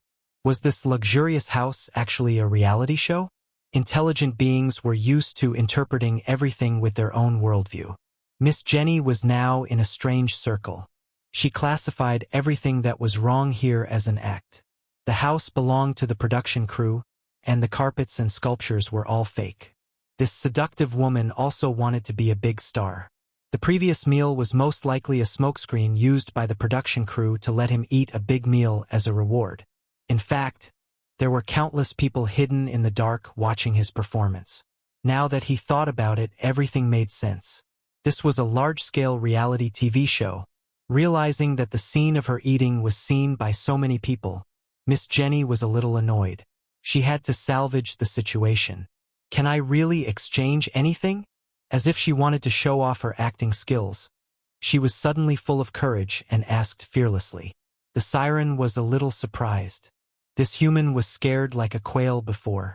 Why was she trembling now? However, as long as the transaction was completed, she did not care about the details. She nodded naturally. "As long as the customer says so." Miss Jenny lowered her head and pondered. If she said that she was the king of the world or something like that, she would definitely become a joke. She did not want to leave the impression that she was shallow and ignorant. $1 million. Do you have it? She pretended to ask casually. The siren nodded. Yes. She took out a check from the drawer and looked at the amount before putting it on the table. Miss Jenny reached out to take it. The siren held her hand with a serious face. "I need your transaction item. What do I have that is worth $1 million? Miss Jenny chuckled. This crew was quite serious.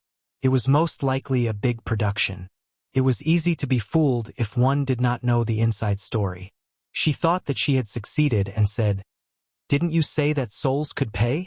How many souls do I need for $1 million? The siren's eyes glowed. "The soul is the source of your life. If you want to complete this transaction, then I need to strip some essence from your soul. It is equivalent to 10 years of life." It would be a lie to say that Miss Jenny was not afraid. Under the mysterious atmosphere, she felt her hair stand on end, but she suppressed it with the idea that the film crew was good at creating a scary atmosphere. She wanted to appear calm and collected, so she said in a tone as if she had seen through everything, "Do you still need to sign some documents? Parchment or something?" A hint of mockery appeared in the depths of the demoness brows. "My master is the god of wealth of souls. The methods of a mere demon are far too inferior. No, I'll explain it clearly. If you don't mind, this is yours." Siren pushed the check over. Miss Jenny felt as if she was about to lose something. Before she could think about it, her eyes were attracted by the check. She had met a few young talents in the nightclub who squandered money like water. She had seen checks before. She directly reached out and grabbed it. Using her knowledge, she looked at it for a long time. She felt that this check seemed to be real. But how was that possible? "Sir, do you need anything else?" No need. Thank you. I'll leave first." Miss Jenny felt that the film crew most likely used the wrong prop and gave her a real check. She hurriedly ran out of the house. It was not until she ran out of the street that she turned around to look. Seeing that no one was chasing after her, she held the check tightly to her chest and ran back to the rented house. In a place where she could not see, In a luxurious room, Siren bowed to the air. "Master."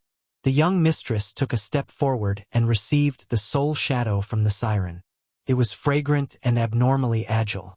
Compared to the stinky smell in Karen's river Styx, this was a true soul. Those in the river Styx were all souls of the dead. The trade deity position was compatible with the soul deity position. By using souls as a transaction item, she could absorb a part of the soul essence from a living person and observe the process of the soul from birth to death. She could use this to spy on the death deity position. The most important point was that she was testing the spirit's bottom line. In fact, the spirit boss did not care about this at all.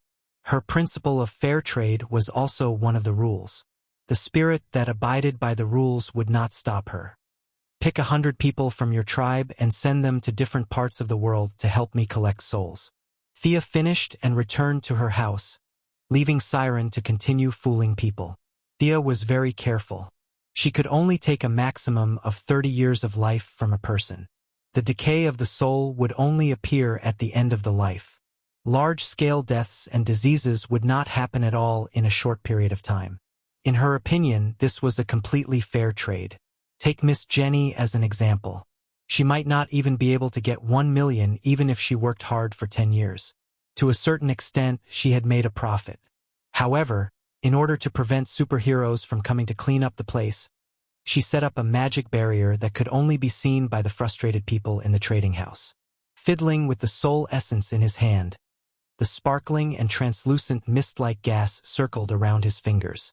The life aura was endless, mixed with the memories, emotions, and thoughts of the original personality. Everything was in the soul. Unfortunately, this was the soul of an ordinary person. Under her gaze, it turned into dust in less than 3 seconds. Thea felt a little regretful. She needed more pure souls with spiritual energy for her to understand. After receiving the order, the sirens went all out and selected 100 people to go around the world to fool people. In just 3 days, she collected 92 soul essences. The most was 10 years, a few were 20 years, and only one was 30 years. Some traders did not believe it at all and thought that it was an act. There were also some who believed it and even wanted to peek into the details of the trading house to get more. It was a pity that a group of ordinary people were either erased or thrown out casually in the face of the banshees who could be first-line villains in the city. They also traded a variety of things. Most of them wanted money, weapons, health, and one who had been in Hollywood for several years felt that he was not talented enough and wanted to change his artistic talent. As the price, he paid 30 years of his life. Their requests were all met by the trading house. Soon, the news that a room that would grant all requests had appeared all over the world began to spread in the underground world. Anything that could be bought and sold became a hot topic for a long time. A large number of soul essences were collected. Whenever Thea had a new idea, she would take out the soul for verification. As long as she got one of the 2 positions of life and death, her realm and strength would be improved.